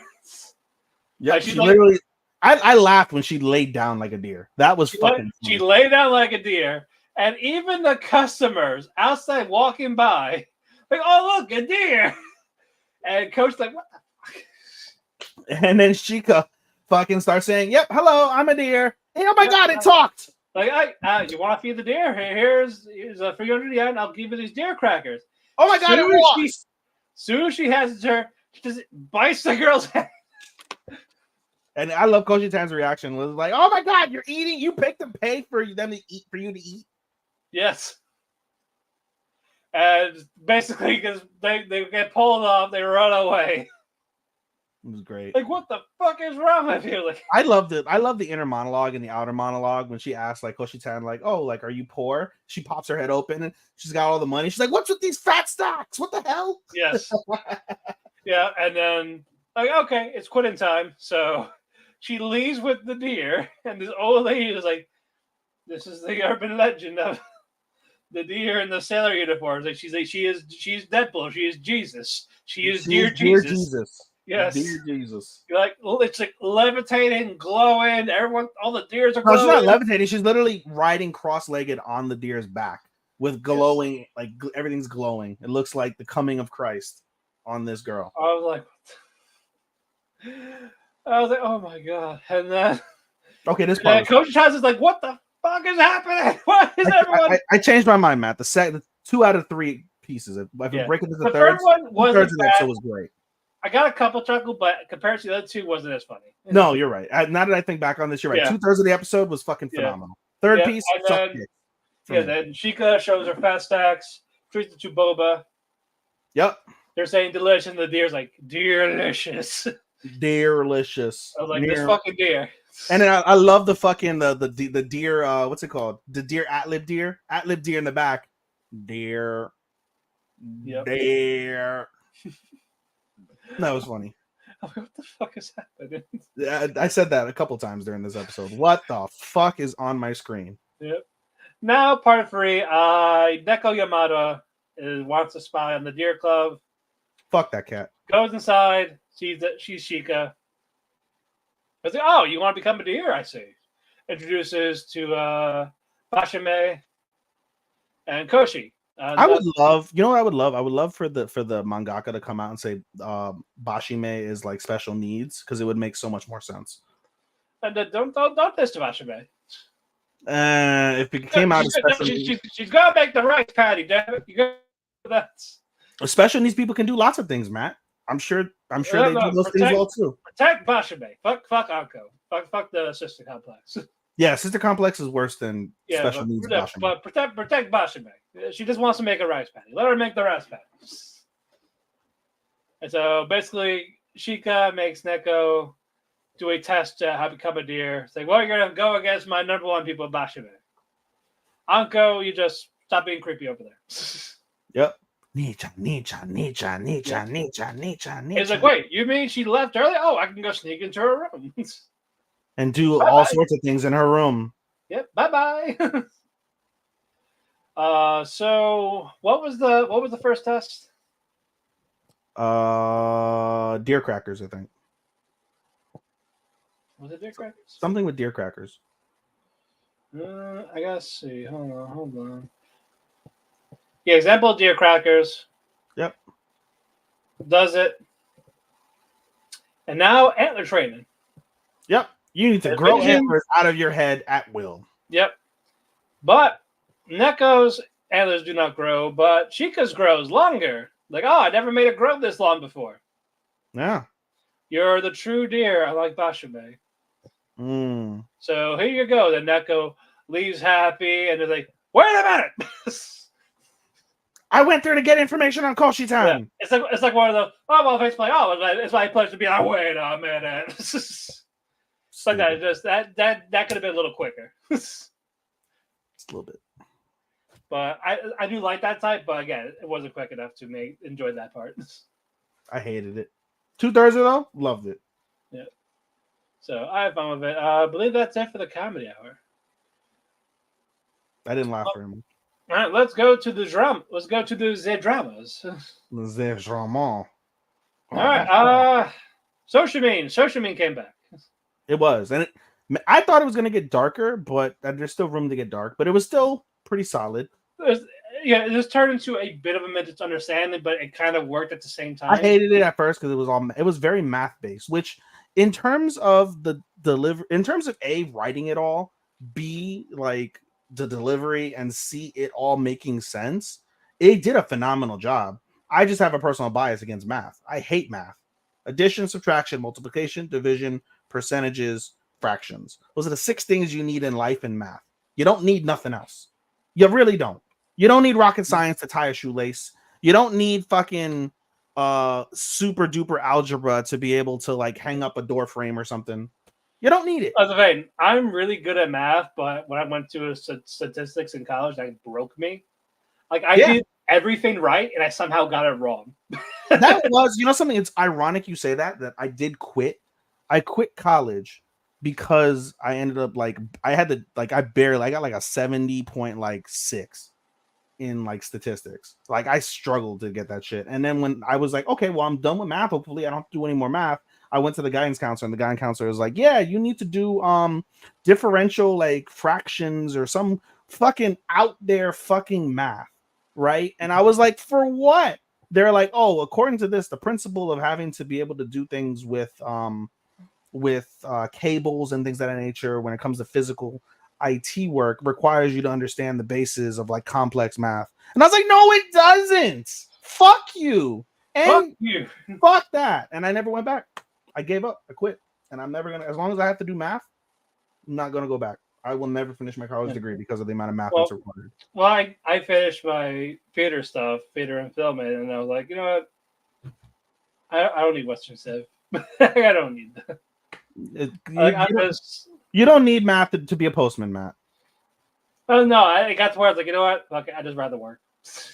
Yeah. I'd rather not just do all this and not get what I'm looking for. Like I got the classes I wanted. Yeah. I mean, hey, you got what, another 15 years before you can retire? Good job. Pretty much, yeah. There you go. But basically, Kobato is talking to Kengo. Basically, where could Asani be? And about the guy that took her bike. Yep. Okay, so I deduced that basically this. So basically, when my theory, he has to do a forced signature to get a driver's license. He did a bunch of Steiner math to get to the actual conclusion. Yeah, so basically his thing is basically he's working to get a driver's license due under a fake name. Yep. That was basically the general gist of it. Which was, they delivered it quite serious. They're like, oh, like this is a gang that's involved in forgery and fraud. Like that's heavy duty. Yeah. And then Kengo's like, so Osani's gonna be fine. And then Kobato's like, she will tear out his throat for taking the bike and ruining the tarts. That little girl? Like, yes. Yes. So call her. No answer. Call her. Gets the text. First it was gets the text and she unsends it. Yes. So I was like, okay, I guess it's a code. She's probably in danger. We call, no answer. Like, oh shit, we gotta go. Yep. So he has the white folder for the driving class. Part of the deduction is you need to have a white folder to get on the bus because the bus takes you for free, but you got to show you're a student. Yep. So gets that. Bus stops. They go there, and as they are trying to look for the guy, not Osadi. Yep. They see Osadi. Yep. And she's just like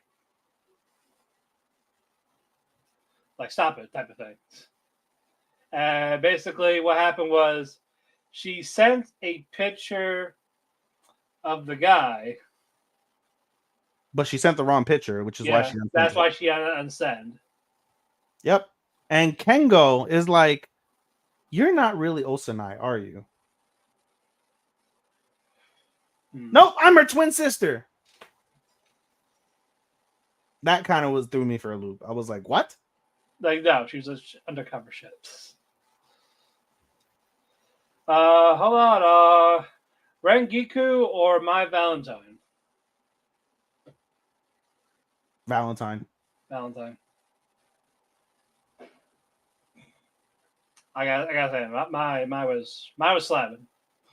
My goodness. But anyway, so after the talk, yes. they're on the paper. 5 guys arrested. Yeah. No, not in the paper. He wakes up on the digital news. Sorry, but it's still a news thing saying, yeah, Kobato 5 students got arrested for identity theft, forgery, identification, fraud. Yeah, identity theft. So, And so the mystery is solved. yeah. So Asani didn't really get her justice. She's like, like I didn't mean for this. Like, well, this happened. And it's like, can we really try to be ordinary? You're like, I'm good. You're good. Let's just do nothing. It's like we don't Let's have just eat sweets and fuck. That's all we got to do. basically. Eat sweets. No, have sex. yeah. Asani's like, like, why do we have to stop? Like, we can't. We keep getting pulled back into it.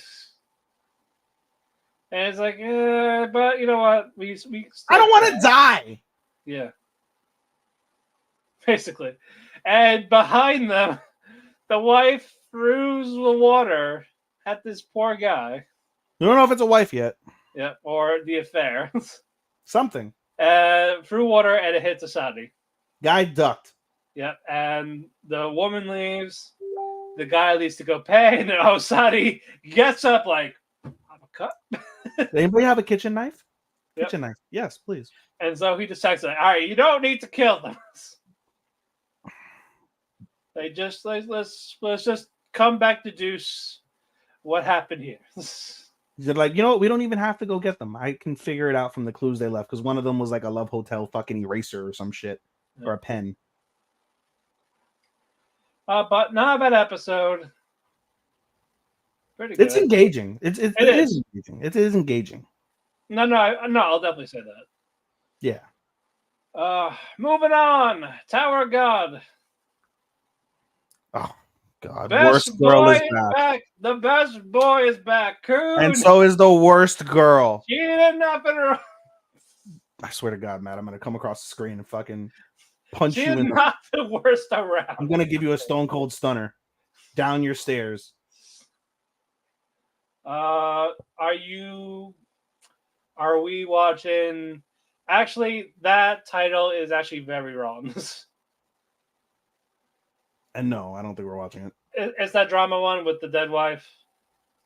Yeah, I've heard of it. No. The title's very misleading. It's basically the spirit of this girl, the spirit of this wife, talking for the students, basically helping him grieve. It's not a romance. Like, he's not trying to get with the students. It's helping him cope with the loss of his wife. Oh, that seems kind of sad. Yeah, that's why I was gonna watch it. Oh, that's so sad. Yeah. If it was the other thing, I go fuck no. But if it was just this actual, that's why I read the title and I was like, fuck no. Yeah, the fact that it's a legitimate drama, I was like, okay, you know what? I want to see how they do this. So you're gonna binge it at the end of the season? I'm gonna add it, maybe. If not, it will be end of season. Oh, that's right. It's a fall one, ain't it? Yeah, it's fall. It's a fall one, yeah. Yeah, it's on my fall list. But no, for people that are dealing with grief, hell, that might help some people. You've dealt with grief in the past, haven't you, Matt? Yes. So, well, I didn't lose a wife, or a significant other, but I did lose a parent. So, I mean, that's pretty up there. Yeah, that's up there. So, if it does work in that type of capacity, if grief is all the same, sure. Watch, why not? Why not? I'm gonna get in your feels, Matt. Give us some tears. But anyway, did we see Inspector? He loves it. I'm indifferent on it. I didn't love it. I love season 1. Season 2 was good. I like the characters. I don't like everything else. I like the hints of Ecchi. It's more the writing's bad and the mysteries feel like eh. But yeah. I like the two. I like the two characters. That's what's making me still watch it. Indeed. That's fair. Anyway, back to Coon. Coon's back. My favorite boy here. He is the best boy of the series. Yep. Basically. No, I'm lying. That's Gator Boy. He's not here. Like, where is he? Yeah, I want to see Gator Boy. Did he leave or? Well, I don't know what happened to him, but I want to see Gator Boy. He's the best one. He's not listed in the season. He's up there with Coon for me. Yeah, I was like, did he fail or did he go? His name was Ralph. I think was it Ralph? Raka. Ralph or Raka, something like that. R-A-K. Rock. Rock. It is Rock. Yeah. Rock. Yeah, but someone goes up to Coon, does this little challenge for him. I'm just skipping this part. It's really not that important. Basically, it's a show he just one step ahead of everybody still. Yep, he tranquilizes the world's fastest man, basically. Yep. He Kurt Angles him. Yeah, and lets the other guy have. I'm like, here you go. Yep, all for a $1 billion rock. Yep. But Coon pays a visit to somebody while all that's going on. The worst girl on Rahel. Oh, God. Yep, she's doing her manipulation. It's been a couple of years. She's still disabled. Still sad about the fact that Bam gave up his life for her. For those who are just listening to us, I'm just doing air quotes. Yep. Air quotes. Where's my world's smallest violin? So Coon's being sympathetic. Oh, don't worry, we'll avenge him and all this. It's definitely be in vain. And immediately the next thing, he's washing his hands because he touched her. Yep. And at the same time, while that's going on, she's just like, "Oh, being a pillow princess is fun." Yeah. And immediately Coon's like, she killed him. Yeah, because she's spying on. Yep. He's spying on her rather. Immediately, though. Yeah, without a doubt. So he wants to kill her. He won't yet. Nope.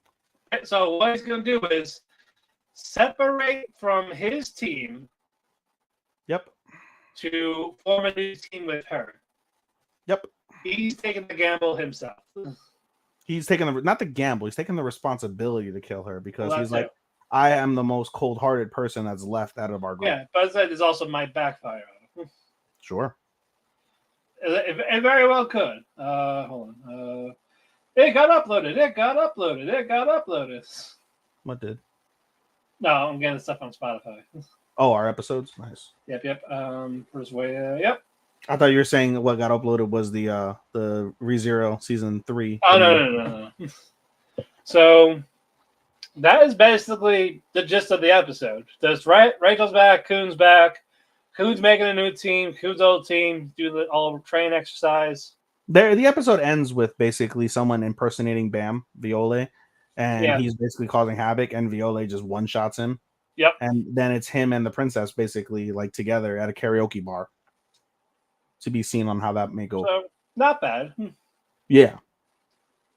So just give me more Coon. Like fuck Bam, give me Coon. Bam's not that bad. I know, but he was bland. He was that white meat baby face. Okay, so I mean he's fucking what's his face? Ricky Morton. Big deal. But anyway, moving on. Code Geass. Solid episode. We get Ash's backstory. But before that, though, with Sakuya, who got caught. She got caught by this Imperial guard. What was his name? Fuck, I don't know. Gregor or some shit. I don't know. Let me look. Walter.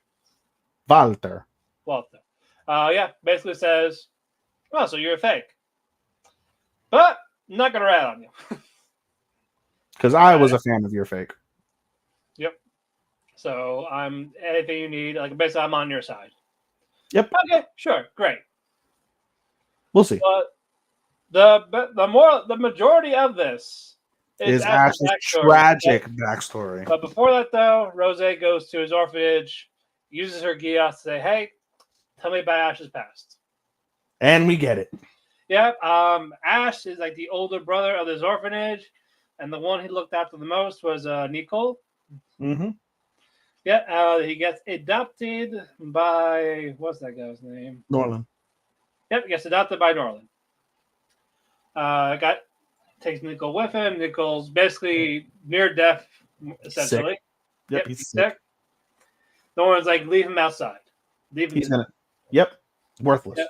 And so Ash takes the burden of doing double work. Yep. And he becomes a skilled assassin. Yeah, train. I like that guy. Who was that guy's name? The purple hair guy. Scissorhands? Yes, I liked him. He's pretty cool. He's the more rational because Norland's just a savage fucking like cold-hearted motherfucker. And I mean he is too. Scissorhands is definitely cold-hearted, but he's more cerebral for sure. Yep. I like that. So Mr. Good job, Scissorman. But So Ash starts becoming the killer. You got to do all these various hits. Yep. Basically, give up yourself. Give up. You are your nobody. emotion. You are just a tool. You're a tool. You cannot love anything. Yep. You are a tool to Britannia. You are a tool to me. So Nicole tries to comfort him. Yep. Ash has another job. Ash is, and by this point, Matt understated it. By the time Nicole tried to comfort him, Ash is already mentally broken. He's he's just whispering like, "Ed dies, like someone wants to die, or I had no emotions. They take away my heart." He's broken. He is done. He is under severe social and mental fucking anguish. And when Nicole touched his hand to calm him down, he freaked out a little bit. Yeah, he's broken. Yeah. Yep. And he does a bit job. He sees a woman in front of him. It's a girl from the orphanage. Yep. But Nicole kills her. Yep. Because this is like I'm not letting you. And the difference, it becomes a big thing because Ash is supposed to be quick and quiet, and Nicole uses a fucking gun. He uses the 9. Silencer. Yep, pulls the 9, shoots her in the face. Scissor Man activates a bomb to create a distraction. No, he activated the bomb. Oh, sorry. Yeah, well, either way, a bomb's activated. Yep, blows on the up other side of the building. Big old mess. And basically, you fucked up dearly. Nicole takes the blame, and Norland kills him instantly. 2 swords. Yep. And he's like, good. Norland, as he's walking away, Ash tries to go up to him to kill him, but Scissor Man catches him, saying, "Nope, it's not worth it. Don't die right now." Yep. Like, you are not ready for that. Yeah, and he basically fucking chokes. He puts a sleeper on him and just chokes him out. Yep. So he's in prison. Yep. And on the other side, you got a nice old man. What was his name? He was Jun, Sakuragi Jun. Yep. So Saki is dad. Yep. Saki is dead. And he's happy and all this. He's just chilling in prison. Like, hey man, get this man coffee. Like, what do you eat? Yeah, even the guard is very friendly with him. He's just like, he has admiration. We find out later on. Yeah, it's just more of like, he's just there for a whole day, and they're like, they're not gonna do anything. Nah. You're being executed tomorrow. Oh no, well, not that part yet. Just basically, they're confirmed you're gonna be sentenced to death. Oh, okay. Yeah. All right. Well, just let me know. Well, until then, I want to talk to you. I want to talk to you, Ash. But he does. There is a point where, when they tell him that, his mortality really smacks him straight in the face. He's very jovial. They tell him that he's gonna die, and then shit just shifts very momentarily. He's just like, "Fuck, I'm not gonna be able to see my daughters again." That's the only thing he cares about. It's just more like, well, I know this is war, but this is the only time I regret. Like, I'm not gonna be able to say I love my daughters. Yeah. So I was like, well, I'm gonna talk to you, Ash. I want to know about you. Yep. And Ash does this trauma drop on him. Basically, we don't hear it all because he tries. He tries. June tries. He tries so hard to get him to open up, and Ash is just cold as ice, just mentally broken. And then eventually, after the whole trauma comes out, and he says, "Well, I'll talk to you." And then there we get the trauma dump. Yep, and he actually helps him out. There is still purpose. There's still. You need to find something to love. Yep. I love your daughter. You going after my daughter, kid? Yeah, you're after me, daughter. Yeah, you want to be with my daughter? What, boy? You're going to kill me for that. Before they do. Yes. And then the guard comes in, he feels bad. He got a phone call saying, "So your execution's tomorrow." Yep. And he's like, "Well, shit." But the guard again feels bad, and he's like, "You can't." Also, Ash does too. It's like, "Well, no, you can't. You can't. I will help you. We will figure this out. I will protect your daughters." So they get out. Escape plan. Guard dead. Yep, guard got shot instantly. June took multiple bullets. Yeah, he fucking and clicks the thing to open the door for Ash to escape. Yep. June gets shot. He's dead. Yep. And Ash runs back to the orphanage. And he's still even worse now. He's like, "I got that man killed." Yep. And he's crying and all this. Yep. And Rose knows everything. She feels so much guilt now. She's like, he just wanted to protect me. I never needed to use my Gios if I had just been honest and told him who I was. But she's not alone any longer because Scissor Man has caught up to her. she's under arrest. And she tries to use her fucking Gios, and they're all wearing helmets that block the Gios. Yep. Think, well, nice. I know who you are. Yep, don't waste your breath. You're coming with us. Take that disguise off. Yep. And of course, during that, start the rebellion from the other people. So kill anyone, kill the traitors, kill Ash, kill everybody. Kill them all. Kill them all. I'm like, damn. This is so good. This is good. This is so good. This is good shit, pal. It is good shit, pal. All right, moving on. Near Automata. A2's backstory. Yep. Yep, the pod restores A2's memories. Again, originally she was a 2B unit. Yep. She was the original prototype of the unit. Yeah, she's the original 2B. Yep. Before she changed herself to an attacker unit. But meets the other B units, I think only Out of 40 B units, like only a few were left. 8 remained. 4 died because they were severely injured, and there were only 4. So out of 40, 4. What was that? 90% or some shit like that. Basically, yeah, like 4. B3. There's a couple other ones, Like but B21, C41, some shit. But there was numbers. So number 21, number 3, number 4. Yeah. Oh, sorry. It's 16, 21, and 4. And she was 2. Yep. And then so she assumes it's funny because all the other 3 are very capable, and she's the least capable because, ironically, she harbored the most emotion out of the 4. Yeah. The show like them befriending the resistance. They had issues. Mm-hmm. They had stuff with the virus. This is the full story to what we saw in season 1 when they went over it. Yeah, basically covering what happened on her perspective, why she basically cut those out. Yeah. She wanted to forget. Yeah, they originally said like, "Oh, this section of memory has been deleted by the unit attempting restore," and then we finally get what the full restore was at the end of the episode. But in any case, all of that happens. They're having a family basically. It is one big happy family, Yep. for better or worse. Yep, but eventually, the Wheatus. Yep. That's how I say virus in Japanese. Wheatus. The Wheatus. Yep. And also, during one of the bases they were going by, they told, half the resistance left, but came back. Yep. The other units died. Like 16, 21, 4, they were all infected, compromised. Yep. It's led to a big explosion from the machine life forms. They sacrificed themselves to let 2B escape. Mm-hmm. And she's just like damn, she's just sad, broken.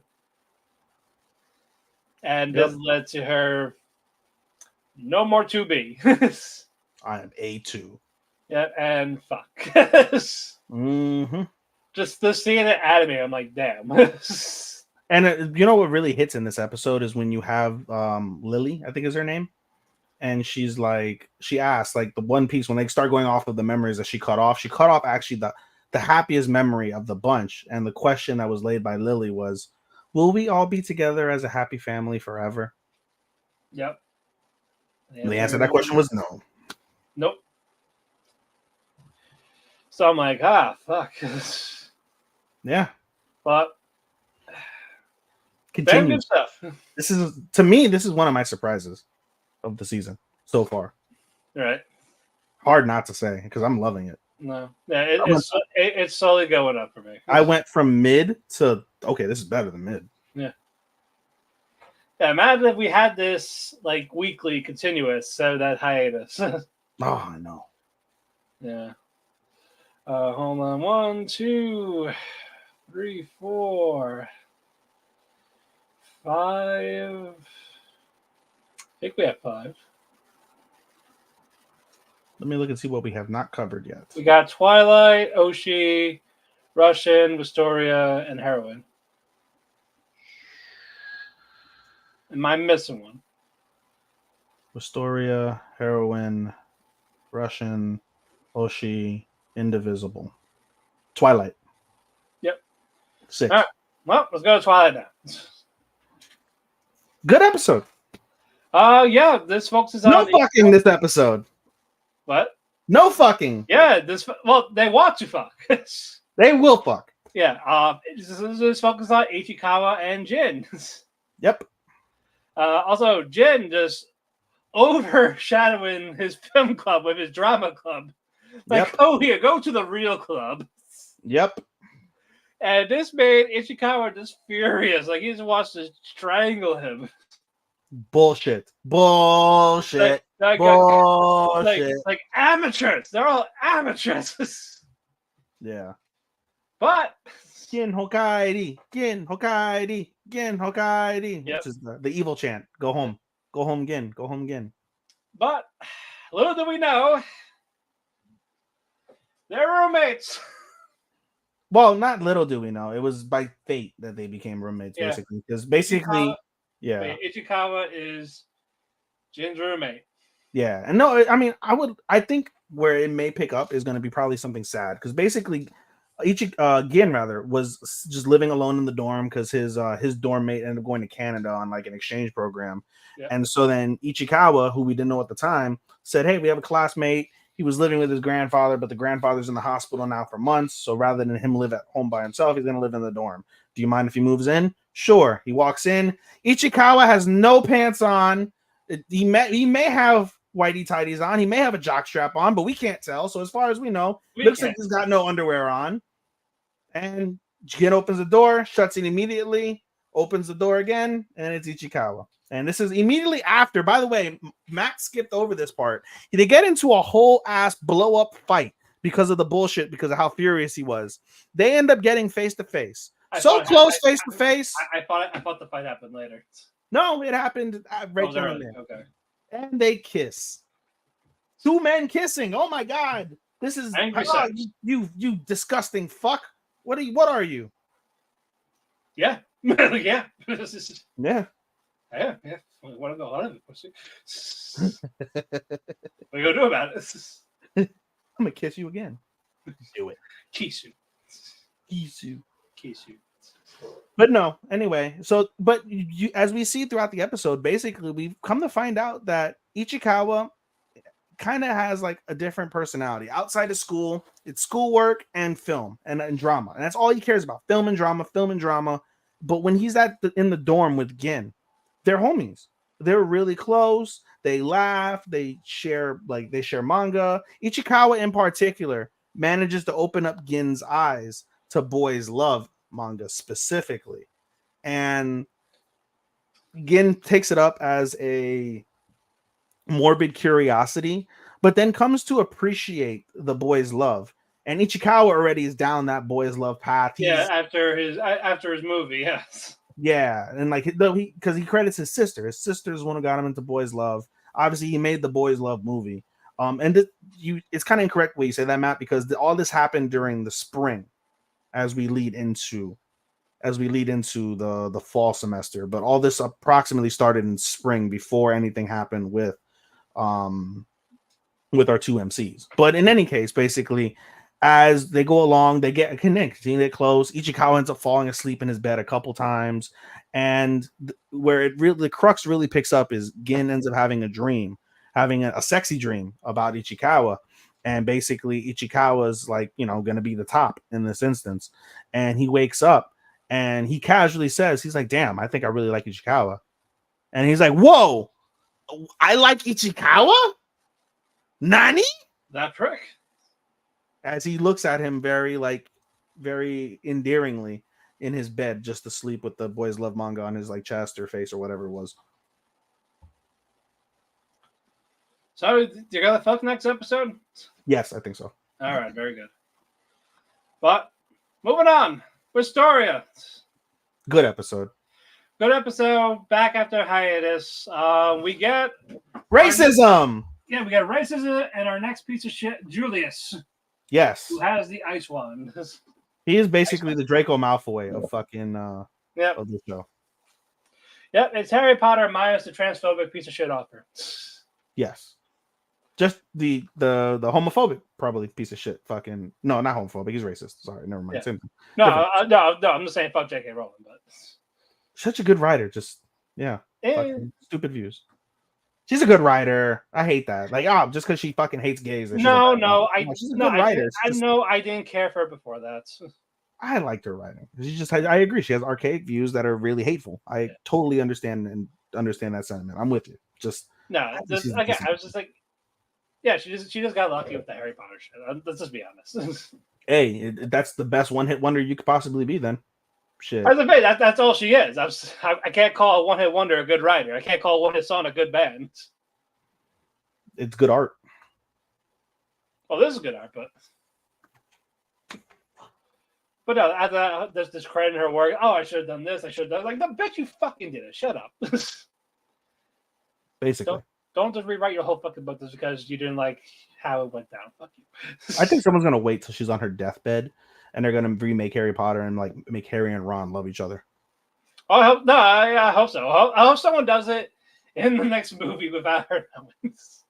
Just Harry and Ron, the alternative. In the HBO series, I think that's what's going to be. Make a couple of trans wizard students just to give her a heart attack. What's the Harden spell? Exactly. Get me some trans students. I want her to flip out, and I'm going to laugh. Like, I'm going to watch this. Fuck you. Yeah, but I just don't make the trans look like those like fucking like ugly ass drag queens. I can't. I understand like they all don't. No, like you get a lot of pretty trans. I've told you in the past. I've shown you some trans. I'm like, wow, they're really pretty. And then you get like Angel showed us one. Yeah, and then you get the RuPaul drag queen ones, and you're just like, oh man, that's not the wave, Papa. Well, people transition differently. For my visual taste, some don't do Foley. Some don't do the full surgery. Some don't do a whole makeover because that shit's fucking expensive. It is. Tens of thousands of dollars. Yeah. Do you have like nearly $100,000? No. Well, I've got a beard. But anyway, the Grand Festival is happening, and Will is not going to participate. Nope. Because last year was the 50th anniversary. 2 years ago. They do it every 2 years. Whatever the 50th annual was. 2 years in the past. More of nope, and he did the worst. Has not recovered. Through bottles, wands, Rotten Tomatoes. Yep, it was like he made NWO and the fans started a riot. Basically, he started a riot by not having. And so he's not going to participate. Nope. Also, I like Colette.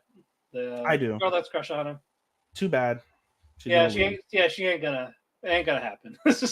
There's a little tiny piece of me that wishes that Elfie becomes like kind of bitchy to him and doesn't like reciprocate his love. Well, Elfie's his sister. Huh? Elfie's Will's sister. No, it's not. They have the same last name. Do they? Surfboard, yeah. Is he an elf? She's an elf. Oh, sorry. They grew up in the same orphanage. Okay. But they had the same last name. Oh, but he loves her. Is it incest? Yeah, kind of. Did he get adopted by the same family? Then yes. Maybe we'll find out. God damn it, we got another one. Yeah, we didn't even know. Yuki wants compensation. Heart C's not enough. Yes. Got cut by my own agent. We'll get to her later, but so but yeah, Colette is talking to Will about these wands. Like, oh, there's like this ice one. There's these elemental wands. Yeah, and basically the four badass people like that are heads of the class are all the four elements. fire, Yep. wind. So if you ice. if you want to pass the festival to go do it, you gotta get one of those ones. Yep. It's like that ain't happening. Nope. So Will goes to the tavern, works with Rusty. Yeah, Rusty is basically temporary. He's a temp because they had fired somebody or somebody quit or whatever, and then exactly. So, yeah, it's a dwarven tavern. Yep, and the dwarves are all drunk and happy. So dwarven ale, dwarven food, drunk and happy. They love Will. They root for him. He's one of us. Basically. One of us. Yep. And of course, the party's over when Julius and his cucks come in. Yep. Starts bullying them. Like, give us some food and drink. Oh, this bean smell like ass. This tastes like sweats. This ale is shit. I was surprised they were drinking. Like, they're students and they can drink alcohol. I guess drinking age there. I don't know. They are third years. Unless they're third years, that's the drinking age. No, they're in their last years. I think. Yeah, they're in their last years. So, but I was just surprised. Like, realistically, they're 18. So, I guess. I mean, the drinking age. Yeah, because I think Will's last year too. Yeah, he's last year too. I mean, what's it called? Will is 16. Will is 16. So they're 16. I guess. What are they? German? I guess. Yeah. Yeah. Again, this is not Japan, so. It's true. Not 20. Yep. So anyway, Julius is like badmouthing the dwarves, saying they should go back to their world. Yep. And we find out that their world was actually destroyed, so they can't. By a celestial being. So I was like, well, then you guys should just basically die. Yep. And then Will just slowly take off his robe. Yep. Sick of the bullshit. Yep. Like, you're going to apologize, right? Fuck you. Yep. And then Will gets furious. The two side bitches went to go after Will. Will knocks him out pretty easily. Yep. Basically fucking one punches man them. Yep. Slams him down the ground. Yep. Julius gets his wand out. By the way, no, he gets the wand out after. Basically, in the process of him slamming them over, he flips the table and the disgusting and the beer hits Julius. Yep. How dare you? I haven't been this embarrassed in years. You're gonna die. Yep. But doesn't kill him. Nope. He traps him in the ice. And it's because Julius was expecting, like, oh my God, please don't kill me. I'm so sorry. You're my master. Yeah, but no, he's just not backing down. Will was ice cold. His expression was, oh, I can't wait to fucking take my sword and shove it up your ass. Yeah. Can't wait. But he's like, well, I'm not going to kill you. You're lucky. Basically, I challenge you at the festival. He's like, I'm going to embarrass you in front of the world so you have nowhere to go. And he's like, you're on. But if I win, you got to apologize. I hate that. You got to do something more than that. Like, you got to, let the dwarves. It humiliates them. That's why people that are that prideful. Nah, fucking make him like just, get some back shots on the dwarves. Oh no, no back shots. Damn it. Back shots. No back shots. Fun episode. It was good. All right, now Oshinoko. I love this. Solid episode. I told you. I fucking told you. Yep. If we didn't do our ROMs, this probably would have been the closer, but there's more to be had, I'm sure. I know. Basically, Akane is making food for the director, his wife, and Aqua. Mm-hmm. And then Aqua doesn't really eat. Nope. He's outside. But before that, Akane sees an old film of Aqua. Aqua doesn't want to see it because he hates his old acting. But the director is very curious. He's like, oh, normally he tells me not to. So the fact that he doesn't care that Akane sees it, she means a little bit more than what I know, eh? Right. I will be right back.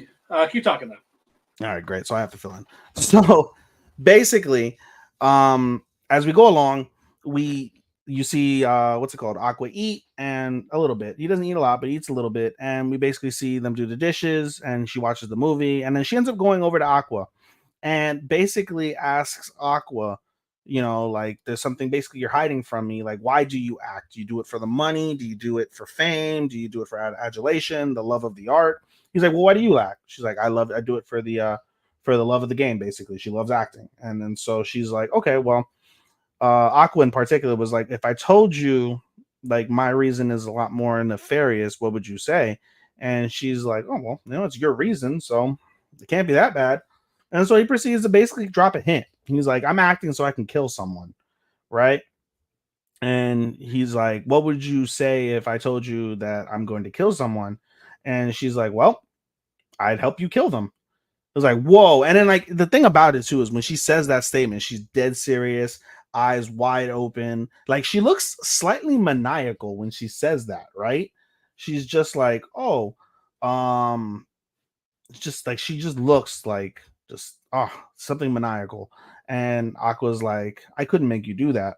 And Akane is like, no, well, like you're in essence saying like your trauma is my trauma, your fight is my fight. So if that's what you've decided on, you clearly have a reason because you don't just obviously do that. And so I would help you. And it's very resounding from that perspective that she is willing to basically go to those lengths for Aqua, keeping in mind obviously that they're a relationship forged on work. That's not genuine feelings. At least from Aqua's side, they aren't genuine feelings. But obviously for Akane, there's a little bit more. And then obviously from her perspective as well, there's probably a little bit more in terms of the mystery side where she perhaps she knows the reality but she hasn't confirmed it yet. She's going to let that sleeping dog lie, but perhaps it has probably something to do with that. So in any case, that's kind of where that piece leaves off. And so basically as they go back inside, they ask and they have a conference with the director, and the director is basically saying like, hey, like, what is it you really need to do? And Aqua is determined. He's like, I need to be able to emotionally act. I need to be able to invoke those emotions.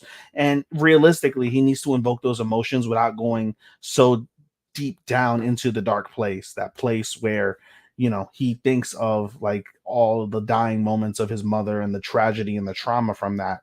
And so the director is like, okay, well, if you need to learn how to emotionally act, I've got you. Come back here after your rehearsals every single day until the day of the show. I'm gonna whip you into shape. And so they do that every single day. They go to the director's house after work. He helps them how to like invoke their emotions, emotionally act, and it's a constant thing. In comes Ruby. Ruby comes looking for her Oni-chan. She ends up meeting with the green-haired guy. I forget his name. Give me 2 seconds to see if I can pull up that name.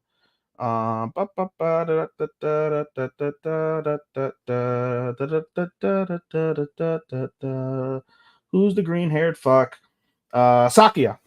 He ends up meeting with Sakia, and he ends up meeting with Melt as well. And basically, they have a conversation, and as well as the third person. Who's that third person? So where'd you leave off? Ruby. Ruby came in, ends up meeting with the people. I couldn't find the woman who's there. The pink hair girl. Yeah, you have Melt, you have Sakia. That's purple. Minami. Minami. That's the one that was with Ruby. Okay, yeah, and so basically, she's looking for her Oni-chan, and she's like, "Where's my Oni-chan?" And she's like, "Well, he left with Akane. Her rehearsals are over." And basically, they do this every day. And she's like, "Oh, he keeps coming home late. I figured he'd be here practicing, rehearsing. Like, what's going on?" And they basically speculate that he's out doing debaucherous things with Akane. They're in a relationship. It makes sense. They're out late every night. He's a energetic fellow. They're fucking. They're fucking. But this, as much as this is very lighthearted, it's really not, because there's a reality to if you fuck every day and you're a teen, you might get pregnant. And Ruby basically says, no, you guys are lying. Aqua wouldn't do that, because Aqua would be like the biggest like two-faced bastard ever if he basically ever did that. And for the first time, I lost my shit, by the way, when this happened. I lost it. We see black star-eyed Ruby. Yep. I lost my shit. But basically it also does tell you, like, like she also harbors regret and emotion surrounding the death of her mom, and it comes under this, like, all right, I'm not going to make the same decisions that she made. I'm not going to get knocked up early. I'm not going to ruin my life. And no one's fucking him but me. And no one's going to fuck him but me. So did you get to the kind of part yet? No, I've not gotten to the Okay, counterpart. good. Okay. That's I had next. to be here. I had to be here for this. I had to be here for the counterpart. Okay. Yes. All right. Well, go ahead, Matt. All right. Go to the next day for training. Yep. Kana comes in. She sees Akane sitting there, glaring at her. Like, hey, what are you looking at? Well, this is how I look at everybody. Yep. And it's like, well, I hate you. You guys like, oh, you hate me. Well, you're right. I am the worst. But what's this? I have a book. Yep. And it's an interview you did. Yes. So let's see who you idolize. This young child prodigy. What's this? You idolize me. Me. I was like, yo, no chill. I love it. Bro, she was that petty. No. So savage. fucking I love petty. I fucking love this. The petty meter was. I was like, oh, you were a fan of me the whole time? Oh, why didn't you say so? Oh. Bro, and give you an autograph. Akane is at this point she's lunging, screaming. She is furious and embarrassed. Yeah, it's like, oh yeah, well, I did like you, but now I don't anymore. After working for so long, I was like, hey, staff, there's a crazy fan in here. Can we get her out? Bro, it was so bad. And then I literally, laughed. Then, it was funny. No, it was funny, but it was just like, holy shit. Like, well, at least I'm not famous for the cabbage song. Like, oof. Bro. And then so Mita, we find out Norio, the lead actor, is the one that told him. Told Kana about this, and he was like, if I knew you were gonna do this shit, I wouldn't have fucking told you. But she learns after. But this is more of like, well, I am that child actor, but you know what though? I refuse to go, hey, because again, after child actors, you're kind of useless. Like no one cares for you. Yep. She refuses to be that. You're just a manipulator that manages to dredge up people's fucking unheard of emotion, you bitch. And she's still best girl. And she's still best girl. Get the fuck out of here. Nope. Best girl is Akane. Beyond the doubt. It's Kana. Akane's close, but it's still Kana. I will die on this hill. You'll die a rotten, disgusting corpse. I don't care. I'll still die on that hill. You bastard. Yep. Take your creepy, obsessed fan, blue head, copycat. This is like saying Rahel didn't do anything wrong. I swear to God. He didn't. Bro, you about to take that fucking bald eagle on your fucking chest that says the United States Postal Service and all right, go ahead. Shove that bird down your throat. So you. That's okay. If it means I don't go back to work ever, go right ahead. Yeah. All right. All right, but so they get separated, pulled apart. So they go back in their acting mode, essentially. Yep. Akane is doing her thing with one of the other actors. Mm-hmm. And then Kana, she goes in like, well, I ain't gonna lose to her. So gets the sword by Akane's neck. That was dope scenery. That was very dope. It was very dope. It's her time, but during this, one of the other Big Melts is the one that talks to Sakai. Say, hey, so who do you think is better out of these two? Like, well, they're both very good for different reasons. Also, we found out that Kana, why Kana does not like it. Basically, Akane and Kana are right in their acting, but they don't agree with the other. Yeah, you know what this is? This reminded me of last season with Voice Actor Radio, where the girl is like, I'm a fan of you girls. I just hate how you do it. Yeah. And I hate how you treat the business, but I love you the way you guys are. Yeah. It's just more of, I don't like how you portray your acting. Like, yours is always right while everyone else is wrong. You know what? Mm-hmm. That's fair. You can be mad at that. Mm-hmm. Mm-hmm. Like, oh, so like, you do a 10 out of 10 performance all the time. For you're like, what? It's not good enough? Mm-hmm. Mm-hmm. And they share a moment, basically, as the stage, because the episode basically ends with them about to do the premiere, and they have all the VIPs. They're all coming in. You see Ruby. You see their also badass imagery of them turning into their costumes. Yes, again, because they're invoking that character, and it was badass imagery. But then we see basically Akane and Kana. They cross paths in the hallway as they're getting ready to perform, and they basically said, like, despite all the words that we've shared, like, I've very much been looking forward to acting with you again. You know, we'll see basically who's acting is number one. It's a rivalry. It's a pure rivalry. Yeah, it is. It's a very pure rivalry. You're not going to see the. You know what I appreciate, if nothing else, that they're cunty to each other face to face. It's not catty bullshit. It's not tabloid. This is why I call kind of one of the realest people in the show. Like she acts like how they would act, like very personal. Yeah. Even though they know they're not perfect, but they understand that they are. Yeah, and they do respect the other's craft. They respect the other's craft. Yeah. It's not like they're insulting the business. They're not insulting the work they're doing. They're not bringing you down. Yeah, even if they don't prove, even if they don't agree how they do it. Yes, they just want to prove that they're better. Yeah, and the entertainment business is a cutthroat business. It is. It really is. Mm-hmm. And so then we get to the final scenes, and it involves Aqua. He's alone in the changing room. Drama. And he's got his stuff on. And he looks in the mirror, and he thinks about the emotional acting, and he sees that demon. He sees that dark demon, basically saying, "You're never going to be free of this curse. You're never going to be free of the trauma." He begins to dry heave again, but he controls himself, and he's in a cold sweat, and he's like, "I'm going to conquer this motherfucker." Is basically what he's saying. He's like, I'm gonna accomplish it. And then the acting or the scene the episode truly ends with the director saying, like, this is make or break. If Aqua stalls, if he chokes up on stage, then the play is ruined. The play is ruined. He's done as an actor. Yeah, if he manages to overcome it, this play has to rely on the acting. Yes. And especially after they've changed it to invoke more characters, emotion.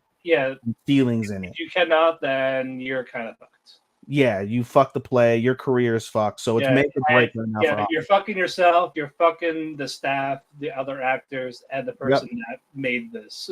Yep, it's all or nothing right now for Aqua. Yep. So Aqua has the pressure of the universe on his head while he's dealing with unspeakable, unknown trauma that only a select few understand and know in the building.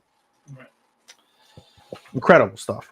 Oh yeah, absolutely. Now it's time for our free romances. All right. Roshi Dere, our first one.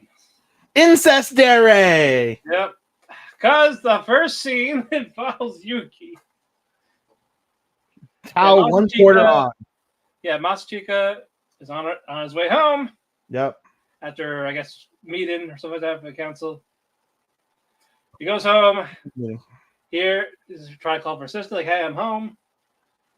Opens the door to the bathroom. She's in her towel. Not fully, no. She's topless, no towel, and the towel is halfway covering her bottom bits. Yep, and she pretends to get embarrassed. Squee! You're like, oh, you planned this. Oh, you caught me. You're right. I planned this, knowing when you get home, you would be the right time to get me excited. And she just looks at the camera. By the way, here's your fan service shot. Who are you talking to? Like, who are you talking to? The people that you cannot see. The fourth wall. Yeah, I'm like, yo. Great. And then she gets a little serious now. It's like, all right, so you're talking to Alia and all this. Like, oh, yeah, well, did you join the council? Basically, she asked. She's like, did you join the student council? She's like, you planned that, didn't you? He's like, so what are you going to do there? I'm going to help her run for president. It's like, oh, no, I'm being cucked. That was fucking funny. I'm like, yeah. No cucking is involved. Yep, and she is just going full on about, I am going to win. You're going to, it's going to be. You skipped over the best part. You fell in love with her because of her tits, right? Yeah, are these C-cup titties not enough for you? So you like her ease? Is that it? I'll let you fondle them. Please be gentle. Oh, my God. Just like, no. No. It was cute, though, when he was brushing her hair. Like, I thought it was very sweet. Yeah, she's really cashing in on this. He's just like, no, this ain't gonna happen. This ain't ever gonna happen. She loves the ability to be able to toy with the male species, but it's working. And it works. But basically, afterwards, when she leaves the other room, though. Yeah, when she leaves the room afterwards, I'm not losing. I ain't losing this. Yeah, and she's like, "Oh, my brother finally found a girl that'll move his heart. Oh, it's too bad it wasn't me. I ain't gonna lose." Not to her. I'm gonna make it me. Not to her. Yeah. And then we go to the morning. Yep. She gets up, rise and shine. Oh, I'm surprised she's not bothering me so early in the morning. And she a hand under his bed. And he's like, "Oh, you thought you were gonna have a wholesome morning? Well, you forget about me." Yeah. And then she tries to get up from under the bed. And she's stuck. Oh, bro, I would have loved if it was the opposite direction and it would have done the whole like stepsister stuck in the window porn vibe. I would have pissed myself laughing. And he helps her by stuffing the covers in there, like basically. Oh, it smells like boy. It smells so bad. It's gonna knock me up. Oh my god. This Yukiko. What the fuck? It's hilarious. Don't get me wrong. The incest on its baseline is disgusting, but the delivery is fucking top notch A+ gold. Yep. It really is. I wish this was a single dub. Oh my god. Because the dub is funny. Of how they've been doing these. Ohio, my knee-chan. Yes. I know this. Like, wait, you said the Japanese part. It makes sense because you said the English part in the song. Good morning, my brother. Good morning, my brother. King of Papa Boner. Yep. But bro, by the way, the dojin that I've seen on Twitter of these, oh my god. No. This and the heroines this week in particular, seeing Anna, which we'll get to next. Man, oh man, are the artists going off? I don't. But anyway, now goes to school. Alicia, she's like no, like I don't love him, right? Nah. That's my dad. Like, nah, fuck this guy. I don't love him. And he's like, well, you're in a good mood. What the fuck? I got some sleep. Like, no, I slept. Yep. I just left. He didn't eat. Oh. Because, he was busy trying to kill his sister. Yes, he's trying to suffocate someone. Yeah. It was, what was it, like a sporting event that was going on? Gym class. Yep, gym class. Basketball or volleyball? Volleyball. Of course, she's perfect at everything. Yep. Sachika is not. Nope. And he collapsed. Against the point where he collapsed. No, he takes a spike to the face. That's what happened. And then he gets knocked out. He doesn't collapse. He gets knocked the fuck out by a spike to the face. And he's out. He's, trying to clear his head. And we see Alia come out. Yep. Goes to help him. And Yuki's comments about the titties are affecting him. Yep. And he's like, are those really easy? Yeah. And then you see Alia trying to tie her ponytail. And she's like, oh, it's too much for me. Straight shot to the pits. Yep. Right to the pits. Yep. Right to the pits. Now we get armpit love. We get foot fetish. We've got incest. Now we've got armpit love. Yep. It's always the armpits. What's next? Well. Oh, we got pantsu. We did get pantsu. Yeah. No, we might get full on thighs next. Full on thighs. But unfortunately, there's another set he has to consider. Yes. Well, first, he washed himself with the water, puts his head under the thing. He's like, I'm cooling off, literally. Yep. And Alicia's sister goes like, "Here, your head's wet. Let me help you dry it." Yeah, she is. And of course, under the towel, he sees arrow pies. And he's like, "This is the best day of my life." Yep. But of course, being the tsundere Alicia is. Yep. Knocks him out. Yep. Like, nope, I don't love this guy. Nope, I made a mistake. Nope, fuck him. Fuck him. Fuck that guy. Oh. So, who's gonna steal the show tomorrow? Alia. Is she finally gonna step up? Because the sister and the other sister are overshadowing her. Big time. Like, holy shit. I mean, Yuki's got best girl in the bag at this stage, basically, because nobody's if she keeps it up like this, I'm gonna say yes. I'm not. But it's just like, come on. So many other girls you can really value more than fucking Yuki. But yeah, she's got it down. She's got all she is the winner in Roshi Dairy right now. C cups for the win. Yep. Remember, medium is premium. That's a new one. You never heard that one? Medium is premium. Flat is justice. Opie is truth, and medium is premium. Opie is truth. Yep. I just know flat is justice. Yep. Hmm. Yep, it's those three things. The more you know. The more you know. There you go. Moving on, our co-main. Makeine, or Too Many Losing Heroines. All the Another heroines. good episode. Heroines. Another good episode. This almost closed. Almost. I thought about it, but we'll get to the other one later. But bit where that off. Chica asking Shintaro out. Yep. And he didn't give her a straight answer. He thought about it. Yeah, and this made Chica run away. Like, I know we'll be fine. Yep. And fucking Koto yelled at Shintaro, like, why didn't you just tell her no? Why didn't you tell her? Slapped in the fucking face. And he's like, and she runs away. And basically, like, wait, like, you still have feelings for me? What type of things? Because as we find out, we see what's his face? Nukamizu. We see Nukamizu go take a piss, and he turns around, and the door opens, and you see the president just sulking in the stall, and he gets the piss literally scared out of him. Yep. And he's like, I need your advice. And he's like, what the fuck am I? Some sort of like love guru? Why do people keep coming to me? But we get the revelation that the president did confess to Koto during Christmas break. And basically the response was like, ha, in your dreams. Right. And yep. So he basically thought it was a rejection. And so he's like, I don't know who to go for. And he's like, well, I think there's some misunderstandings. You should have a real conversation with Koto, find out what's going on. And then once you have that conversation, you can make a decision on Komori. Okay. They have the conversation. He says, I thought you rejected me. And she's like, you confessed to me? She's like, yeah, Christmas. She's like, you call. And he basically quoted, well, I guess I'll be your boyfriend since no one wants to love you. You call that a confession during Christmas? You bastard. And then she starts crying in his shoulder. And he's like, all these years I've waited for you to confess to me properly. I love you. And she's like, oh, I love you too. And then we see Anna and Nukamizu there. And Anna's like, oh, it's getting good. And Nukamizu's like, no. Let's go. Give them space. We're not doing this. Let them figure it the fuck out. And then we see some playful flirting between Anna and Nukamizu.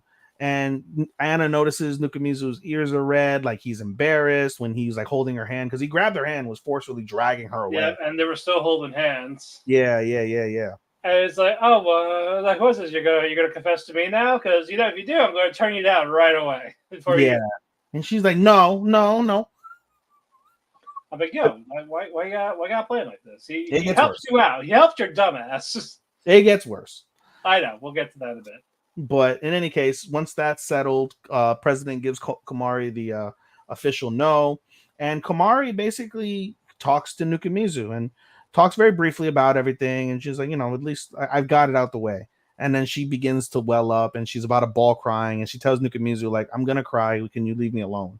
And she just starts crying. Nukamizu gets up, and he's like, all right, respects her wish and fucks off. Yep, she wants to be left alone. Yep. We fast forward to school, and we basically see Koto and Komari kind of have a moment between the two girls where basically, Komari ends up being the bigger girl, the bigger woman, and basically saying like, hey, like I'm still part of the club. I still want to attend the club. I still want to look at you as my senpai, all that. And it makes Koto like upset because it's like, wow, like this girl just got her heart broken, but doesn't look at me with any ill will or anything like that. And she begins to cry. And Komari is like, don't cry. And they share a moment together. And then Anna and Nukamizu are just there, just fucking off, whatever. But then it kind of triggers over into their situation. As we go along, we see Anna become more friendly with Nukamizu, like waving hi to him, things of that nature. And he's kind of like dismissive because he doesn't want her to get the wrong impression. But secretly in his head, he feels a little something somewhere. He's starting to feel. Yeah. And then he goes to get water, and he overhears some catty bitches talking about Anna and him, saying like, oh, this fucking loser. Anna's such a basically like Anna's a whore jumping from like a new guy. He's a fucking basic bitch anyway, like just going off, right? Not literally saying those words, but of similar ilk. And this really upsets Nukamizu to the point where he's thinking he's being considerate to Anna by not acknowledging her, but it actually like offends Anna more. Anna's determined to find out what's going on. They eat lunch together, and Nukamizu basically just wipes her balance clean, says, "You don't know me anything anymore. I appreciated the bentos. This was fun. I don't think we should see each other anymore." And Anna's, quickly just, all right, bye. Bye. yeah, but she's hurt. She's Yeah, really yeah. hurt. She's really hurt by that. And but consequently, Nukamizu is just he's full of regret. Lemon sees him, like tries to be friendly with him, but she knows something's off, and she's like, "Oh, you're thinking about someone, aren't you?" And he doesn't really respond. And she's like, "Well, the only thing I can tell you is you should talk to her before you can't talk to her no more." And so they end up having a conversation, very brief, but kind of appreciative. And then the next day at school, we get the introduction of, I think it's Hazakawa or some shit is his name. Yeah, the man that rejected Anna. The guy who rejected Hakamada. Anna. What was it? Hakamada. Hakamada. Or And Sosuke. Sosuke. Let's go Sosuke. Sosuke comes up to Nukamizu and is like, "Nukamizu, I want to talk to you." And he's like, "Oh, fuck. He's going to beat me up because I've been talking to his girl." Right? So basically, Nukamizu funnily hands over his wallet and he's like, "Why the fuck are you giving me your wallet for?" And he's like, "Oh, you're not going to beat me up. Okay." And he makes him laugh, but then basically has the impression that he and Anna are together and was like, "Thank you for, taking care of Anna. I always wanted her to find someone that'll like her." Da da da da. And Nukamizu gets visibly like frustrated and was like, "No, we're not like that. We're not even really friends. But she liked you, dude, and like you constantly put her in situations where you make her feel a certain type of way." As they're having this conversation, Anna comes over because Komari said that basically Sosuke was bullying Nukamizu. And so she runs over, she hears the conversation, and she lets loose on both of them. She goes off. She basically tells Sosuke, like, "I've loved you. I'll always love you, but you don't have the right to tell me to get over you. I'll get over you when I want to get over you. I'll love you as much as I want to love you. So go be happy with your new bitch. But my life, my love life is for me to decide, not for you to feel any certain way about." And that's basically something similar to what Nukamizu said. Nukamizu was like, "How dare you try to basically tell her how to feel? You can't tell." And it really resonated with me because me and old girl have this conversation basically like where you devalue someone's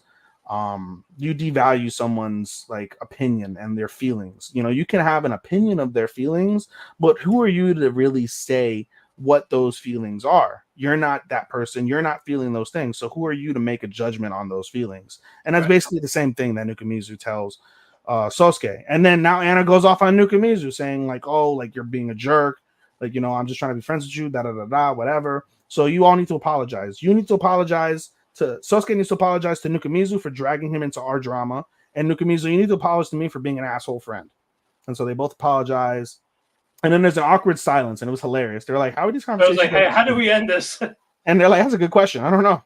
That was funny. Yeah. And so then we fast forward. It's the end of summer, or sorry, it's the beginning of summer break. Everyone's happy.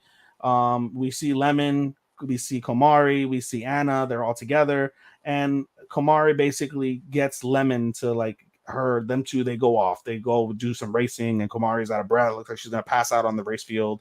You see Lemon like all bouncy because she's happy because she loves running, and basically Anna and Komari kind of have like a heart-to-heart conversation, and they basically say, it's ironic how like it's crazy how these last few months have shaped us together. Like it's been a lot, but it's it's been a good time. Like I appreciate you, da da da. And then Nukamizu gets really serious, and he's like, "Oh, I need to tell you something. It's very important." And basically Anna thinks he's gonna confess, so Nukamizu finally comes out with and says, "I want to be your friend." And at the same time, Kumari's like, "I'm sorry, I only see you as a friend." Yeah. And they're like, "Huh? You rejected me and I didn't even ask you out?" Yeah. Excuse me. And so they start laughing and they just, they're like, "Oh," she's like, "Oh, I was only going to reject you anyway." Da, da, da. She's like, "I wasn't going to ask you out. We got to be friends for 2 or 3 years and we got to confirm our feelings." So Anna's like, "Oh, so you're going to ask me to marry you in 3 years. Is that what you're saying?" And he's like, "No, that's not what I'm saying." She's just teasing him for fun. But basically, when it's all said and done, they give a fist pound and they're like, "Let's be friends, my fellow rejectee." And she's like, "I didn't ask you out, so you didn't reject me. I don't know what you're talking about." And that's how the episode ends. Alrighty, our main events. Yeah, we're pressed against time. Yep, Love is Indivisible by Twins. Holy shit. I told you, Matt.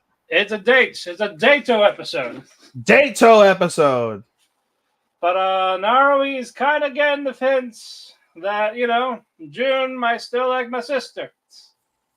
Yep. So she's got to do something about it. Yep. So what does he do? Wears some sexy pantsu and asks to go on a date. Yeah, and we'll get to that in a bit, because this is important, because they show it in the light novel and the manga, but not here. Oh, they don't? Nope. Oh, I'm going to Google it right now. Yep. Yeah, the type of Naruto is that. You'll probably find it. But yeah. I'm looking at the shots right now, guys. I'm trying to look up the episode description. Like, light novel showed them, manga showed them, yet the anime ended up a disappointing no-show. I'm like, fucking get it. But that's not the gist of the. I know, but basically, she's trying to sexy herself up a bit, trying to get his attention. Even wears a thong, of all things. Yep, I'm sure you got those laying around, is what her best friend said. Yep. Light novel. I don't see it.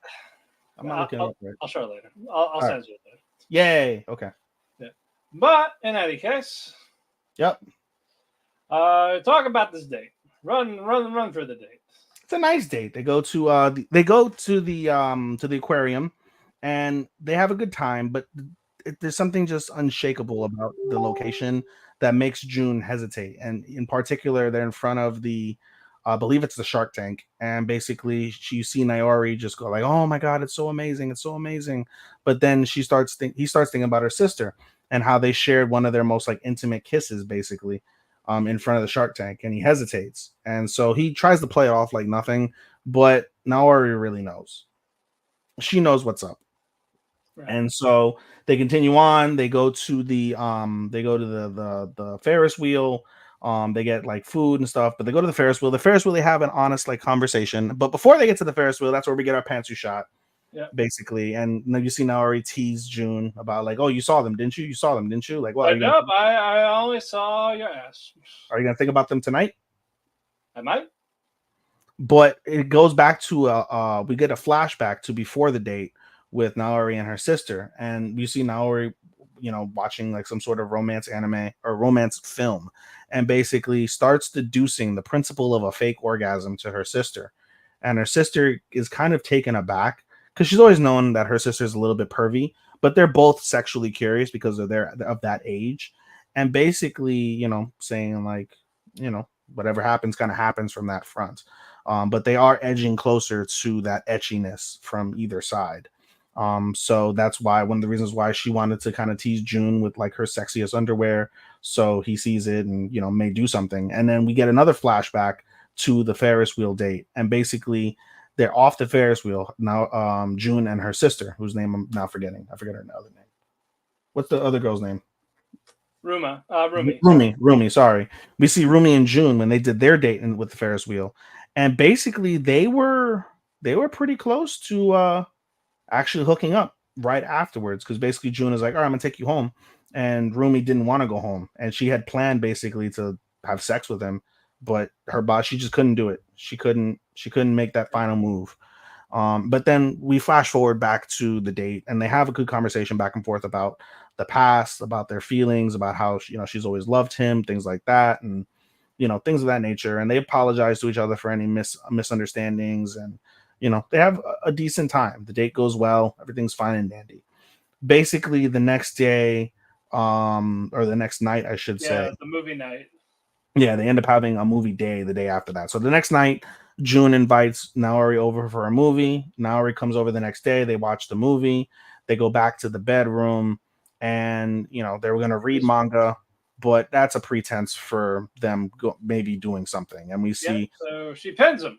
Yep, we see her drag him to the bed. And pressing her tits on his face. Yep, and then she starts kissing him. Very seductive, like very like romantic and sensually, and basically tells June as she straddles him, like, "Hey, you can do whatever you want to my body. I'll let you do whatever you please." And June begins to let the heat of the moment get to him, and he grabs her, and like as soon as he grabs like her back to maybe unclasp her bra or something, he thinks of Rumi, and he thinks of like them like kissing and things like that.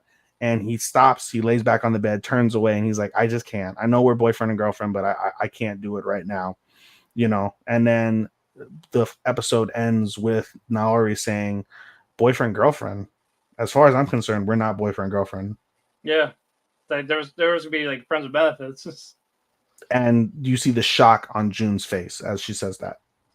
Yeah, like who said we're dating? Who said we weren't? You asked me out. I've been under the impression this whole time that we're dating. Yeah. So big cliffhanger, basically, as he in essence rejected Naori. He rejected the moment. He could have lost his virginity, could have taken her virginity. Nope, couldn't do it because he's thinking about her sister. And she's like, "Oh, you did that because you thought we were dating? We're not dating, dude." Yeah, I just want you. No, I didn't get that feeling at all, dude. I got that feeling of like, this is the moment where I'm gonna break up with him. And like it's a different breakup. It's not a breakup because of silliness, like we saw with Rumi. Yeah, I know you clearly still love my sister, so and you're not taking advantage of me. Like I gave you this opportunity, you're not taking it, so we're not dating. Basically, it's a little insulting when you really think about it. As a woman, like I've heard that in the past. Like right, it's like when you talk about another woman, when you think about another woman, it's very insulting because it makes them feel like I'm not good enough. So that's basically kind of the feeling that Rumi is getting with, or not Rumi, I'm sorry, Naori is getting with June. Like, am I not good enough? I've loved you for just as long, you know, and you don't reciprocate the same way. Like, it's obvious you do love my sister, which is understandable, but yeah. And it's one of those things where if Naori and Rumi had that conversation of why things really went down, she doesn't know the whole truth. So if she had known the whole truth, like that would change the landscape of everything, but at the same time would still be very hurtful. Like it'd be almost like, you know, from all sides, they would all be hurt because each of them used the other one in different ways. But in reality, the real loser of this is June. Like these girls are just, they fucked over June twice now. Right. So more to be had. So find a new set of twins. Yes. Well, you said there's another girl, right? That comes in play? Is there? I said that for Roshidere. There could be one for this. Well, look, closing thoughts. Solid week. I'm really annoyed. In a way, it's a catch-22. I'm annoyed with all the delays because of the Olympics, but A, they're not production delays, and B, it's helped in terms of being able to catch up on things quicker and be ready. So that's helpful. But as a whole, like the episodes, just they're so solid. Everything that we're watching is just such fucking, it's so good. There's nothing that I'm not watching that's not like solid. Even with Atri that I dropped and I'm going to probably repick up again. Like you mentioned, like the potential toward the end, now that you spoiled it for yourself, there's anticipation toward that moment and it's going to be a good moment. So that'll maybe what really puts that show over the top. But everything, Near, amazing. Gias, amazing. Focus, underrated. Stepsister for me, underrated. Oshi, top 5, no doubt. Anime off the rip throughout. Nokotan, funny. Alia, hilarious. Indivisible, the drama. Wistoria, the fucking the imagery and the drama in that. Shoshimin, good mystery. Makeine, too many heroes. It's funny and there's great visuals and there's actual depth to the principle of everything going on. Elusive Samurai, bloody, gory, funny, great. Tower of God, intriguing. It still riles up emotion one way or the other. VTuber, hilarious. Spice and Wolf, we're still waiting for the cliffhanger from 2 weeks ago on that. Senpai's Onotonoko, pretty fun. Time of Incarnated Slime is slime. Slime is slime. And then My Hero is just fucking going off with now Deku returning. So moment after moment after moment. Like Seamus, banger after banger after banger after banger. This is a fucking awesome season. I can't think of what, because we have fall, and I'm probably going to take a break in fall like we discussed on a personal note.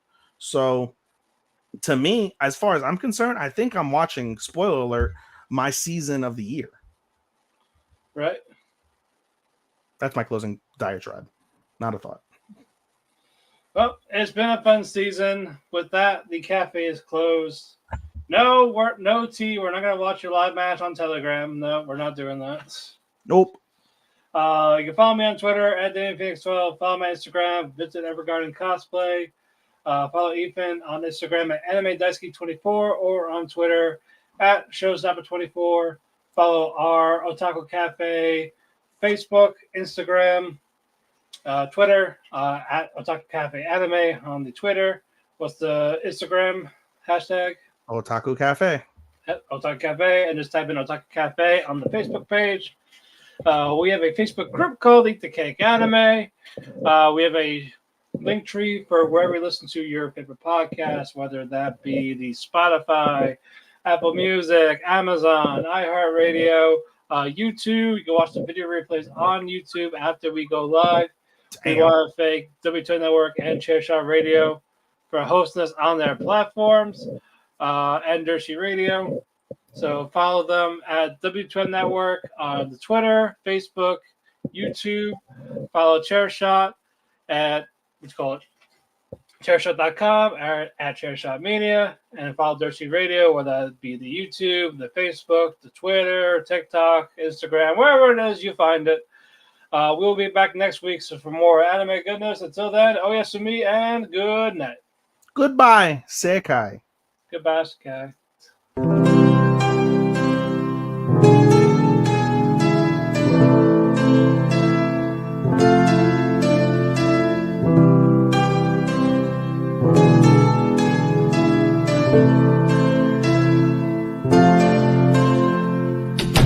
The sun goes to sleep, I find myself in a heap because it hurts so much to be away from you. It makes my day when I get a text from you, but still I say goodbye again. Let's hope this isn't the last time that I see your face, but hey, it's fine. I know everybody needs a little space. There's no one to blame. Goodbye again. Let's hope this isn't the last time that I hear your voice, but it's your choice. I can't keep you here forever.